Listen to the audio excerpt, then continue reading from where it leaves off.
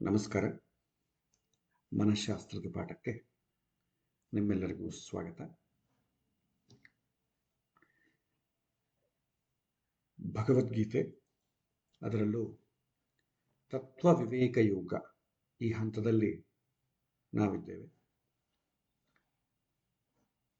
ಗುರುಮಂತ್ರದೊಂದಿಗೆ ನಾವು ಪಾಠವನ್ನು ಮುಂದುವರಿಸೋಣ.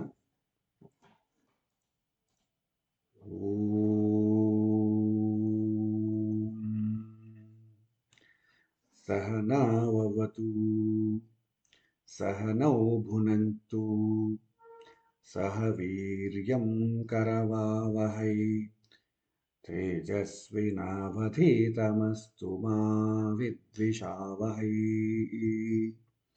ओम शांति शांति शांति.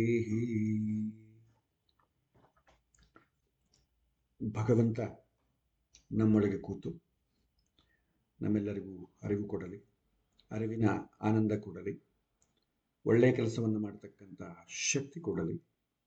ಗುರು ಶಿಷ್ಯರ ನಡುವೆ ಯಾರನ್ನೂ ದ್ವೇಷ ಮಾಡದೆ ಸಾಮರಸ್ಯವಾದ ಪ್ರೀತಿಯ ಸೌಹಾರ್ದದ ಬದುಕನ್ನು ಕೊಡಲಿ ಅಂತ ಭಗವಂತನಲ್ಲಿ ಪ್ರಾರ್ಥನೆ ಮಾಡುತ್ತಾ ಮುಂದುವರಿಸೋಣ. ಕಳೆದ ಬಾರಿ ಪಾಠದಲ್ಲಿ ಕರ್ಮ ಕೇವಲ ಸುಮ್ಮನೆ ಮಾಡೋದಲ್ಲ, ಅದರ ಹಿಂದೆ ಒಂದು ಯೋಗ ಇರಬೇಕು ಅಂತ ತಿಳ್ಕೊಂಡ್ವಿ. ಭಗವಂತ ಫಲವನ್ನು ಕೊಡ್ತಕ್ಕಂಥವನು, ನಮ್ಮಿಂದ ಕೇವಲ ಕರ್ಮ ಮಾಡಿಸ್ತಾನೆ ಅಷ್ಟೇ. ಅದಕ್ಕೆ ಹೊಣೆಗಾರ ನಾವಲ್ಲ. ಕರ್ಮ ಮಾಡಲಿಕ್ಕೆ ಮಾತ್ರ ಅಧಿಕಾರ ಇದೆ. ಕರ್ಮ ಫಲದ ಮೇಲೆ ನಮಗೆ ಸಂಬಂಧ ಇಲ್ಲ. ಅಂದ್ರೆ ಅಟ್ಯಾಚ್ಮೆಂಟ್ ಬೆಳೆಸಿಕೊಳ್ಳಬೇಡ, ಬೆಳೆಸಿಕೊಂಡ್ರೆ ನೋವಾಗ್ತದೆ ಅಂತ ದೃಷ್ಟಿಯಿಂದ ಭಗವಂತ ಹೇಳಿದ್ದನ್ನು ನೋಡಿದ್ವಿ. ಮತ್ತೆ ಜ್ಞಾನದ ಮುಂದೆ ಕರ್ಮ ಬಹಳ ದೂರ ಅಂತ ಹೇಳಿದ್ದನ್ನು ನೋಡಿದ್ವಿ. ಮತ್ತೆ ಜ್ಞಾನ ಮಾರ್ಗದಲ್ಲಿ ಎತ್ತರಕ್ಕೆ ಇರಬೇಕಾದ್ರೆ ನಾವು ಕರ್ಮ ಮಾಡಲೇಬೇಕಾಗ್ತದೆ. ಇದರಿಂದ ಭಗವಂತನ ಸಾಕ್ಷಾತ್ಕಾರ ಆಗ್ತದೆ. ಕರ್ಮ ಮಾಡಿದ್ರೇನೆ ಜ್ಞಾನ ಬರುತ್ತೆ. ಜ್ಞಾನದಿಂದ ಮತ್ತೆ ಕರ್ಮವನ್ನು ಇನ್ನಿಷ್ಟು ಚೆನ್ನಾಗಿ ಮಾಡ್ತೇವೆ. ಮತ್ತೆ ಕರ್ಮ ಮಾಡೋದ್ರಿಂದ ಜ್ಞಾನ ಬರುತ್ತೆ. ಈ ತರ ಎಲಿವೇಟ್ ಆಗ್ತಾ ಹೋಗೋದ್ರಿಂದ ಭಗವಂತನನ್ನು ಸೇರ್ತೇವೆ. ಅಂದ್ರೆ ಭಗವಂತನ ಬಗ್ಗೆ ಯಥಾರ್ಥ ಜ್ಞಾನ ನಮಗೆ ಆಗತ್ತೆ ಅಂತ ವಿಚಾರವನ್ನ ನಾವು ನೋಡಿದ್ವಿ. ಇಲ್ಲಿ ಇವತ್ತಿನ ಪಾಠದಲ್ಲಿ ಪ್ರತಿ ಸಲ ನಾವು ಶ್ಲೋಕದ ಅರ್ಥ ತಿಳ್ಕೊಳ್ತಾ ಬರ್ತಾ ಇದ್ವಿ. ಕೊನೆಗೆ ಪಾಠದ ಕೊನೆಗೆ ಪ್ರಶ್ನೆ, ಯಾರಿಗಾದ್ರೂ ಪ್ರಶ್ನೆ ಇದ್ರು ಉತ್ತರ ಕೊಡಬಹುದು. ಉತ್ತರಕ್ಕಾಗಿ ಕೆಲವೊಂದು ಜನ ಪ್ರಶ್ನೆ ಕೇಳಿದ ಸಂದರ್ಭಗಳು ಉಂಟು. ಇದೇ ರೀತಿ ಕಳೆದ ವಾರ ನನಗೆ ಒಂದು 2-3 ಪ್ರಶ್ನೆಗಳು ಬಂದಿದೆ. ವಾಟ್ಸಾಪ್ ಮುಖಾಂತರವಾಗಿ ಪ್ರಶ್ನೆಗಳನ್ನು ಕೇಳಿದ್ದಾರೆ. ಸೊ ಹಾಗಾಗಿ ಆ ಪ್ರಶ್ನೆಗಳಿಗೆ ಉತ್ತರವನ್ನು ಇವತ್ತಿನ ಪಾಠದಲ್ಲಿ, ಯಾಕಂದ್ರೆ ಪ್ರಶ್ನೆಗೆ ಉತ್ತರ ತಿಳ್ಕೊಳ್ಳೋದೇ ಮುಖ್ಯ. ಯಾಕಂದ್ರೆ ಪ್ರಶ್ನೆಗೆ ಉತ್ತರ ತಿಳ್ಕೊಳ್ತಾ ಇದ್ದೀವಿ ಅಂತಂದ್ರೆ ಅನುಭವಕ್ಕೆ ಬರುತ್ತೆ ಅಂತ. ಸುಮ್ಮನೆ ಭಗವದ್ಗೀತಾ ಪಾಠ ನಮಗೆ ಬೇಕಾದಷ್ಟು ಕಡೆ ನಮಗೆ ಪ್ರವಚನಗಳು ಸಿಗತ್ತೆ, ಬೇಕಾದಷ್ಟು ಪುಸ್ತಕಗಳಿದೆ, ಅದು ಸಾಮಾನ್ಯವಾದ ವಿಚಾರ, ಅದಕ್ಕೆ ಇಲ್ಲ. ಆದರೆ ಅದರ ಜೊತೆಗೆ ಇನ್ವಾಲ್ವ್ಮೆಂಟು ಬೇಕಾಗ್ತದೆ. ಇನ್ವಾಲ್ವ್ಮೆಂಟ್ ಯಾವಾಗ ಬರುತ್ತೆ ಅಂತಂದ್ರೆ ನಮಗೆ ನಾವೇ ಪ್ರಶ್ನೆ ಹಾಕಿಕೊಂಡಾಗ ಅಥವಾ ಇನ್ನೊಬ್ಬರಿಗೆ ಪ್ರಶ್ನೆ ಹಾಕಿದಾಗ. ಎಕ್ಸಾಮಿನೇಷನ್ ಕೂಡ ಹುಡುಗರಿಗೆ ಟ್ಯಾಲೆಂಟ್ ಇದೆ ಅಂತ ಹೆಂಗೆ ಗೊತ್ತಾಗ್ತದೆ? ಪ್ರಶ್ನೆ ಹಾಕಿಕೊಂಡಾಗ ಅವನ ಉತ್ತರ ಹೇಗೆ ಬರುತ್ತೆ ಅಂತಂಬೋದ್ರ ಮೇಲೆ ಗೊತ್ತಾಗ್ತದೆ. ಅದೇ ರೀತಿ ಪ್ರಶ್ನೆಗಳಿಗೆ ಉತ್ತರಕ್ಕೆ ಇದಕ್ಕೆ ಹೆಚ್ಚಿನ ಪ್ರಯಾರಿಟಿ ಕೊಡೋಣ. ಅಂದ್ರೆ ಎಲ್ಲವೂ ನಮಗೆ ಗೊತ್ತಿರುತ್ತೆ ಅಂತಲ್ಲ, ಅಟ್ಲೀಸ್ಟ್ ಪ್ರಶ್ನೆಗೆ ಉತ್ತರ ಹುಡುಕೊಳ್ಳಿಕ್ಕೆ ಒಂದು ಪ್ರಯತ್ನ ಆದರೂ ನಡೆಯುತ್ತೆ ಅಂತ ಉದ್ದೇಶದಿಂದ ಈ ಪ್ರಶ್ನೆಗಳನ್ನು ಕೇಳುವಂಥದ್ದು, ಉತ್ತರವನ್ನ ಅದಕ್ಕೆ ತಕ್ಕಂತೆ ಸಂತರ. ಯಾಕಂದ್ರೆ ನಾವು ಭಗವದ್ಗೀತೆಯನ್ನು ನಮ್ಮ ದೈನಂದಿನ ಜೀವನದಲ್ಲಿ ನಾವು ಹೇಗೆ ಬಳಸ್ಕೊಳ್ಳೋದು ಬೇಕು. ಅದರಿಂದ ಮೋಕ್ಷ ಬರುತ್ತಾ, ಅಥವಾ ಹಿಂದೂಗಳು ನಾವು ಓದಲೇಬೇಕು, ಬ್ರಾಹ್ಮಣರ ನಾವು ಓದಲೇಬೇಕು, ಈ ಥರದ ಹಠವಾದವನ್ನು ಬಿಟ್ಟು ತಿಳ್ಕೊಳ್ಳೋಣ. ಯಾವುದೇ ಆಗಲಿ ನಾವು ಓದೋದು ಯಾವುದಕ್ಕೋಸ್ಕರ? ತಿಳ್ಕೊಂಡು ಅದರ ಅನುಭವವನ್ನು ಪಡೀಲಿಕ್ಕೋಸ್ಕರ. ಇಲ್ಲಿ ಆ ಉದ್ದೇಶದಲ್ಲೇ ಭಗವದ್ಗೀತೆ ಹೇಳಲಿಕ್ಕಾಗ್ತದೆ. ಬೇರೆ ಎಲ್ಲ ಬೇರೆ ಪ್ಲಾಟ್ಫಾರ್ಮ್ ರೀತಿಯಲ್ಲಿ ಕಂಪೇರ್ ಮಾಡಿದಾಗ ಏನೋ ನಾವು ಭಗವದ್ಗೀತೆ ಹೇಳಿದ್ವಿ, ನಾವು ಭಗವದ್ಗೀತೆ ಕೇಳಿದ್ವಿ, ಸೊ ಏನೋ ಪುಣ್ಯ ಅಂತೆ ಕಿವಿಯಲ್ಲಿ ಬೀಳ್ತಾ ಇರ್ಬೇಕಂತೆ, ಈ ಥರದ ಅಲ್ಲದೆ ನಮ್ಮ ಜೀವನದಲ್ಲಿ ಪ್ರಾಕ್ಟಿಕಲ್ ನನಗೆ ಅನುಭವಕ್ಕೆ ಬರಬೇಕು. ಆ ರೀತಿಯಾಗಿ ಭಗವದ್ಗೀತೆ ಕಲ್ಕೊಳ್ಬೇಕು ಅಂತ ಉದ್ದೇಶದಿಂದ ಕಳೆದ ಸುಮಾರು ವಾರಗಳಿಂದ ಪಾಠಗಳು ನಡೀತಿದೆ. ಇವತ್ತು ಪಾಠಕ್ಕೆ ಬದಲಾಗಿ ಕೇಳಿದಂಥ ಪ್ರಶ್ನೆಗಳಿಗೆ ಉತ್ತರವನ್ನು ತಿಳ್ಕೊಳ್ಳುವಂಥ ಒಂದು ಕಾರ್ಯಕ್ರಮ ಮಾಡಿ. ಇದಕ್ಕೆ ತುಂಬ ಪ್ರಯಾರಿಟಿ ಇಂಪಾರ್ಟೆಂಟ್. ಹಾಗಾಗಿ ಪಾಠವನ್ನು ಕೇಳೋದ್ರ ಜೊತೆ ನಿಮಗೆ ನೀವೇ ಪ್ರಶ್ನೆಯನ್ನು ಹಾಕಿಕೊಳ್ಳಿ. ಉತ್ತರವು ಸಿಗದೇ ಇದ್ದಾಗ ಉತ್ತರಕ್ಕಾಗಿ ಪ್ರಯತ್ನವನ್ನು ಮಾಡಿ. ಇವತ್ತು ನಮಗೆ ಆನ್ಲೈನಲ್ಲಿ ಬೇಕಾದಷ್ಟು ಟೂಲ್ಸ್ ಇದೆ, ನಿಮಗೆ ಬೇಕಾದಷ್ಟು ಉತ್ತರವನ್ನು ಕೊಡುತ್ತೆ. ಈಗ ಅಷ್ಟು ತುಂಬ ಅಡ್ವಾನ್ಸ್ಡ್ ಅಲ್ಲಿ ಇದ್ದೀವಿ. ಅದ ಕಾರಣ ನಮಗೆ ಬೇಕಾದಷ್ಟು ಪ್ರವಚನಗಳು ಅವೈಲಬಿಲಿಟಿ ಇದೆ. ಅದನ್ನು ನೋಡಿ ಉತ್ತರವನ್ನು ಹುಡುಕಿಕೊಳ್ಬೇಕು. ಇದೇ ಜೀವನ. ಸೊ ಇಲ್ಲಿ ಇವತ್ತಿನ ನನಗೆ ಬಂದಂಥ ಪ್ರಶ್ನೆಗಳನ್ನ ವಿವರಣೆಯನ್ನ ನಾನು ಇವತ್ತಿನ ಪಾಠದ ಮುಖಾಂತರವಾಗಿ ತಿಳಿಸ್ಲಿಕ್ಕೆ ಇಷ್ಟಪಡ್ತೇನೆ. ಇದು ನನ್ನ ಒಪಿನಿಯನ್ ಮಾತ್ರ, ಯಾಕಂದ್ರೆ ನಾನು ಸಾಕಷ್ಟು ದಿನ ಭಗವದ್ಗೀತೆಯಲ್ಲಿ ಸ್ಟಡಿ ಮಾಡ್ತಾ ಇರೋದ್ರಲ್ಲಿ ನನಗೇನು ಒಪಿನಿಯನ್ ಇದೆ ಅದನ್ನು ನಿಮಗೆ ಕೊಡ್ತೇನೆ. ಅದು ಸತ್ಯ ದರ್ಶನ ಅಷ್ಟೇ, ಎಕ್ಸಾಕ್ಟ್ಲಿ ಇದೆ ಅಂತ ನಾನು ಕ್ಲೈಮ್ ಮಾಡಲ್ಲ. ನನಗೆ ಹೀಗೆ ಅನಿಸಿತು. ಅದನ್ನು ನೀವು ಮತ್ತೆ ಅದನ್ನು ನೋಡಿ ಮತ್ತೆ ಅದರ ಬಗ್ಗೆ ಆಲೋಚನೆ ಮಾಡಿ ನಿಮ್ಮ ಅನುಭವವನ್ನು ಸ್ವೀಕಾರ ಮಾಡಬೇಕು. ಸೊ ಆ ಪ್ರಯತ್ನವನ್ನು ನೋಡಿ. ಬಂದಂಥ ಪ್ರಶ್ನೆಗಳು ಹೀಗಿವೆ: ಬ್ರಾಹ್ಮಣರು ಮಾತ್ರವೇ ಮೋಕ್ಷಕ್ಕೆ ಅರ್ಹರು ಅಂತ ಕೆಲವಿನ ಕಡೆ ಹೇಳ್ತಾರೆ. ಪ್ರವಚನಗಳಲ್ಲಿ ಬಹಳಷ್ಟು ಕಡೆ ನೋಡ್ಬೋದು. ಅನ್ಯರ ಗತಿ ಏನು? ಬ್ರಾಹ್ಮಣರೇ ಮೋಕ್ಷಕ್ಕೆ ಹೋಗೋದಾದ್ರೆ ನಮಗೆ ಭಗವದ್ಗೀತೆ ಯಾಕೆ? ಇದು ಒಬ್ಬರು ಕೇಳಿದಂಥ ಪ್ರಶ್ನೆ. ಬಹುಶಃ ಅವರು ರೀಸೆಂಟ್ ಆಗಿ ಜಾಯಿನ್ ಆಗಿರ್ಬೇಕಾಗುತ್ತೆ. But okay, it's good question. ಇದ್ರ ಬಗ್ಗೆ ನಾವು ಮಾತಾಡೋಣ. ಮತ್ತೆ ನೆಕ್ಸ್ಟ್, ನಿನ್ನೆ ಶಿವರಾತ್ರಿ ಹಬ್ಬ ಆಯಿತು, ನಮಗೆಲ್ಲರಿಗೂ ಗೊತ್ತಿದೆ. ಕಾಮನ್ ಕ್ವಶನ್: ಶಿವರಾತ್ರಿ ಹಬ್ಬದ ದಿನ ಶಿವನ ದರ್ಶನ ಮಾಡಿದ್ರೆ ಎಷ್ಟೋ ವರ್ಷಗಳ ಪಾಪ ಹೋಗ್ತದೆ, ಎಷ್ಟೋ ಜನ್ಮಗಳ ಪಾಪ ಹೋಗ್ತದೆ. ವೈಕುಂಠ ಏಕಾದಶಿ ಒಂದು ದಿನ ಉಪವಾಸ ಮಾಡಿದರೆ ಇಡೀ ವರ್ಷ ಉಪವಾಸ ಮಾಡಿದಂಥ ಫಲ ಬರುತ್ತೆ. ಪ್ರತಿಯೊಂದಕ್ಕೂ ಒಂದು ಫಲ ಅಂತ ಹೇಳ್ತಾರೆ. ಆ ಫಲ ನಾನು ಯಾವಾಗ ಅನುಭವಕ್ಕೆ ಬರುತ್ತೆ? ನಾನು ಯಾವಾಗ ಅದನ್ನು ಅನುಭವಿಸೋದು? ಈ ಜನ್ಮದಲ್ಲಿ ಅನುಭವಿಸ್ತೀನ, ಅಥವಾ ಬರೋ ಜನ್ಮದಲ್ಲಿ ಅನುಭವಿಸೋದಾದ್ರೆ ಹಿಂದಿನ ಜನ್ಮಗಳಲ್ಲಿ ನಾನು ಮಾಡಿದಂಥ ಈ ಥರ ಕಾರ್ಯಕ್ರಮಗಳಿಗೆ ಈ ಜನ್ಮದಲ್ಲಿ ನನಗೆ ಫಲ ಹೇಗೆ ಅನುಭವಕ್ಕೆ ಬರ್ತಾ ಇದೆ, ನನಗೆ ಹೇಗೆ ಗೊತ್ತಾಗ್ತದೆ? ಇದು ತುಂಬ ಬ್ಯೂಟಿಫುಲ್ ಕ್ವಶನ್. ಒಂದು ವೇಳೆ ಫಲ ಈಗಿನ ಜನ್ಮದಲ್ಲೇ ನಾನು ಮಾಡ್ತಾ ಇದ್ದೀನಿ ಅಂತಂದ್ರೆ ಹಿಂದಿನ ಜನ್ಮದಲ್ಲಿ ಇದಕ್ಕಿಂತಲೂ ಪರ್ಫೆಕ್ಟ್ ಆಗೇ ಇರಬೇಕು. ಯಾಕಂದ್ರೆ ಈಗ ಕೆಟ್ಟಂಗೆ ಹಿಂದಿನ ಜನ್ಮದಲ್ಲಿ, ಹಿಂದಿನ ಒಂದು 100 years ಬ್ಯಾಕ್ ಈ ರೀತಿ ಇಲ್ಲ. ಈಗಿನ ಜನಜೀವನ, ಇವತ್ತು ಎಥಿಕ್ಸು, ಎಮೋಷನ್ಸು ಅವಾಗ ತುಂಬ ಚೆನ್ನಾಗೇ ಇತ್ತು. ಸ್ವಲ್ಪ ಡಿವೋಷನಲ್ ಆಗಿ ಎಲ್ಲರೂ ಸಿಸ್ಟಮ್ ಅನ್ನು ಫಾಲೋ ಆಗ್ತಾ ಇದ್ರು. ಹಾಗಾಗಿ ಇವಾಗಿಂತಲೂ ಆವಾಗೇ ನಾನು ಚೆನ್ನಾಗಿ ಒಳ್ಳೆ ಕರ್ಮವನ್ನು ಮಾಡಿಕೊಂಡಿರ್ಬೇಕು. ಒಂದು ವೇಳೆ ಮಾಡಿಕೊಂಡಿದ್ರೆ ಈಗ ನಾನು ಯಾಕೆ ಕಷ್ಟಪಡ್ತಾ ಇದ್ದೇನೆ? ಸೊ ಶಿವನ ದರ್ಶನ ಮಾಡಿದರೆ, ಅವ್ರು ಶಿವನ ದರ್ಶನ ಅಂತಂಬೋದು ಮಹಾಶಿವರಾತ್ರಿ ಅಂತ ಕ್ಲೈಮ್ ಮಾಡಿದ್ದಾರೆ. ಪ್ರತಿಯೊಂದು ಸಂದರ್ಭದಲ್ಲಿ ಭಗವಂತನ ಬಗ್ಗೆ ಉಲ್ಲೇಖ ಮಾಡೋ ಕಾಲಕ್ಕೆ ಈ ಪ್ರಶ್ನೆ ಬಂದೇ ಬರುತ್ತೆ. ದೇವರನ್ನು ಪೂಜೆ ಮಾಡಿದರೆ ಇಷ್ಟು ಪುಣ್ಯ ಬರುತ್ತೆ, ಬಟ್ ಅದರ ಅನುಭವ ಯಾವಾಗ ಅಂತಂಬೋದು ಪ್ರಶ್ನೆ. ಸೊ ಇದರ ಬಗ್ಗೆ ನೋಡೋಣ. ನೆಕ್ಸ್ಟ್, ಗೋಸೇವೆ ಯಾವ ರೀತಿ ಮಾಡಬೇಕು, ಯಾವ ರೀತಿ ಮಾಡಿದ್ರೆ ಶ್ರೇಷ್ಠ, ಗೋದಾನ ಯಾವಾಗ ಮಾಡಬೇಕು? ಈ ಪ್ರಶ್ನೆದ ಮೂಲ ಏನಂತಂದ್ರೆ, ಯಾಕೆ ಈ ಪ್ರಶ್ನೆ ಬರುತ್ತೆ ಅಂತ ಕೇಳಿದಾಗ ಅವ್ರು ಹೇಳೋ ಉತ್ತರ ಏನಂತಂದ್ರೆ, ಜ್ಯೋತಿಷ್ಯರ ಹತ್ರ ಹೋದಾಗ ಅವರು ಅನೇಕ ರೀತಿ ರೆಮಿಡಿ ಮಾಡ್ತಾರೆ, ಹೇಳ್ತಾರೆ. ಒಂದು ಕಡೆ ಹೋಗಿದ್ದೆ, ಅವರು ಎಲ್ಲ ಜಾತಕವನ್ನೆಲ್ಲ ನೋಡಿ ಒಂದು ರೆಮಿಡಿ ಹೇಳಿದ್ರು. ನೀವು ಒಂದು ಗುರುವಾರದ ದಿನ ಒಂದು ಬೇಳೆ, ಅಕ್ಕಿ ಬೇಳೆ, ಅದರ ಜೊತೆ ಬಾಳೆಹಣ್ಣಿಟ್ಟು ಗೋವಿಗಿಡಿ ಅಂತ ಹೇಳಿದರು. ನಾನು ಅವರಿಗೆ ಉತ್ತರ ಕೊಟ್ಟೆ, ನಾನು ಇದನ್ನು ಮಾಡಿದ್ದೇನೆ, ಬೇರೆ ಅವರ ಜ್ಯೋತಿಷ್ಯರು ಹೇಳಿದ್ರು ಇದನ್ನು ಮಾಡಿದ್ದೇನೆ ಅಂತ ಹೇಳಿದ್ರು. ಆವಾಗ ಅವ್ರು ಏನು ಹೇಳ್ತಾರೆ, ಬೇರೆ ಏನಾದರೂ ರೆಮಿಡಿ ಹೇಳ್ಬೇಕಲ್ವ, ಆಲ್ರೆಡಿ ಈಸ್ ಡನ್. ಆವಾಗ ಅವ್ರು ಏನು ಹೇಳಿದ್ರು, ಇಲ್ಲ ನೀವು ಎಲ್ಲಿ ಮಾಡಿದ್ರಿ ಅಂತ ಕೇಳಿದ್ರು. ನಮ್ಮ ಮನೆ ಪಕ್ಕದಲ್ಲಿ ಒಂದು ಹಸು ಇತ್ತು, ಅಲ್ಲಿ ಮಾಡಿದೆ ಅಂತಂದ್ರು. ಇಲ್ಲ ನೀವು ದೇವಸ್ಥಾನದಲ್ಲಿರುವಂಥ ಗೋಶಾಲೆ ಇರ್ತದೆ, ಅಲ್ಲೇ ಮಾಡಬೇಕು. ಪ್ರತಿಯೊಂದು ಮಠದಲ್ಲಿ ಒಂದೊಂದು ನಮಗೆ ಗೊತ್ತಿದೆ, ಅದರಲ್ಲಿ ಅಲ್ಲಿ ಮಾಡಿದ್ರೆ ಮಾತ್ರ ಶ್ರೇಷ್ಠ, ನೀವು ಅಲ್ಲಿ ದೇವಸ್ಥಾನದಲ್ಲಿ ಮಾಡಿ ಅಂತ. ಹಾಗಾಗಿ ಇವ್ರಿಗೆ ಪ್ರಶ್ನೆ ಏನಂತಂದ್ರೆ, ಪ್ರಶ್ನೆ ಬಂತು, ಎಲ್ಲಿ ಮಾಡಿದ್ರೆ ಶ್ರೇಷ್ಠ, ಯಾವ ದೇವಸ್ಥಾನದಲ್ಲಿ ಮಾಡಬೇಕು? ಅದು ದೊಡ್ಡ ದೊಡ್ಡ ದೇವಸ್ಥಾನ, ನಮಗೆ ಬೇಕಾದಷ್ಟು ದೇವಸ್ಥಾನಗಳಿದೆ, TTD ಇದೆ, ಮಂತ್ರಾಲಯ ಇದೆ, ಬೇಕಾದಷ್ಟು ಇದೆ. ಸೊ ಯಾವ ದೇವಸ್ಥಾನದಲ್ಲಿ ಹೆಚ್ಚು ಶ್ರೇಷ್ಠ ಅಂತಂಬ ಪ್ರಶ್ನೆ. ಮತ್ತೆ ಅದೇ ಕ್ರಮದಲ್ಲಿ ಗೋದಾನ ಮಾಡಬೇಕು ಅಂತ ಹೇಳಿದ್ದಾರೆ. ಗೋದಾನ ಮಾಡಬೇಕು ಅಂತಿದೆ ನಮಗೆ. ಅದೇನೋ ಈಗ 10 ದಿನ ಕರ್ಮಗಳು ಯಾರಾದರೂ ತೀರ್ಕೊಂಡ್ರೆ ಆವಾಗ ನಾವು ಗೋದಾನ ಮಾಡ್ತೇವೆ. ಆವಾಗ ಮಾಡುವಂಥ ಪರಂಪರೆ ಇದೆ. ಸೊ ಯಾರನ್ನ ಸತ್ತಾಗ ಮಾಡ್ಬೇಕಲ್ವ, ಈಗ ಮಾಡು ಅಂತ ಹೇಳ್ತಾರೆ. ಮಾಡ್ಬೋದಾ? ಒಂದು ವೇಳೆ ಮಾಡಿದ್ರೆ ನಮ್ಮ ಮನೆಗೆ ಏನಾದರೂ ಅನಾಹುತ ಆಗ್ತದಾ? ಈ ಥರ ಪ್ರಶ್ನೆಯನ್ನು ಕೇಳಿದ್ದಾರೆ. ಇದಕ್ಕೂ ನಾವು ಉತ್ತರವನ್ನು ನೋಡೋಣ. ಇದರ ಜೊತೆಗೆ ಅಂತರ್ಭಾಗವಾಗಿ ಅನೇಕ ಪ್ರಶ್ನೆಗಳು ಬರುತ್ತೆ. ಪೂಜೆ, ಸೇವೆ ನಾನೇ ಮಾಡಬೇಕಾ? ಈ ಥರ ಪ್ರಶ್ನೆಗಳು ಬರುತ್ತೆ. ಭಕ್ತಿಯಿಂದ ಮಾಡಬೇಕು ಅಂತ ಕೇಳ್ತಾರೆ. ನಾವು ಭಕ್ತಿಯಿಂದನೇ ಮಾಡ್ತೀವಪ್ಪ.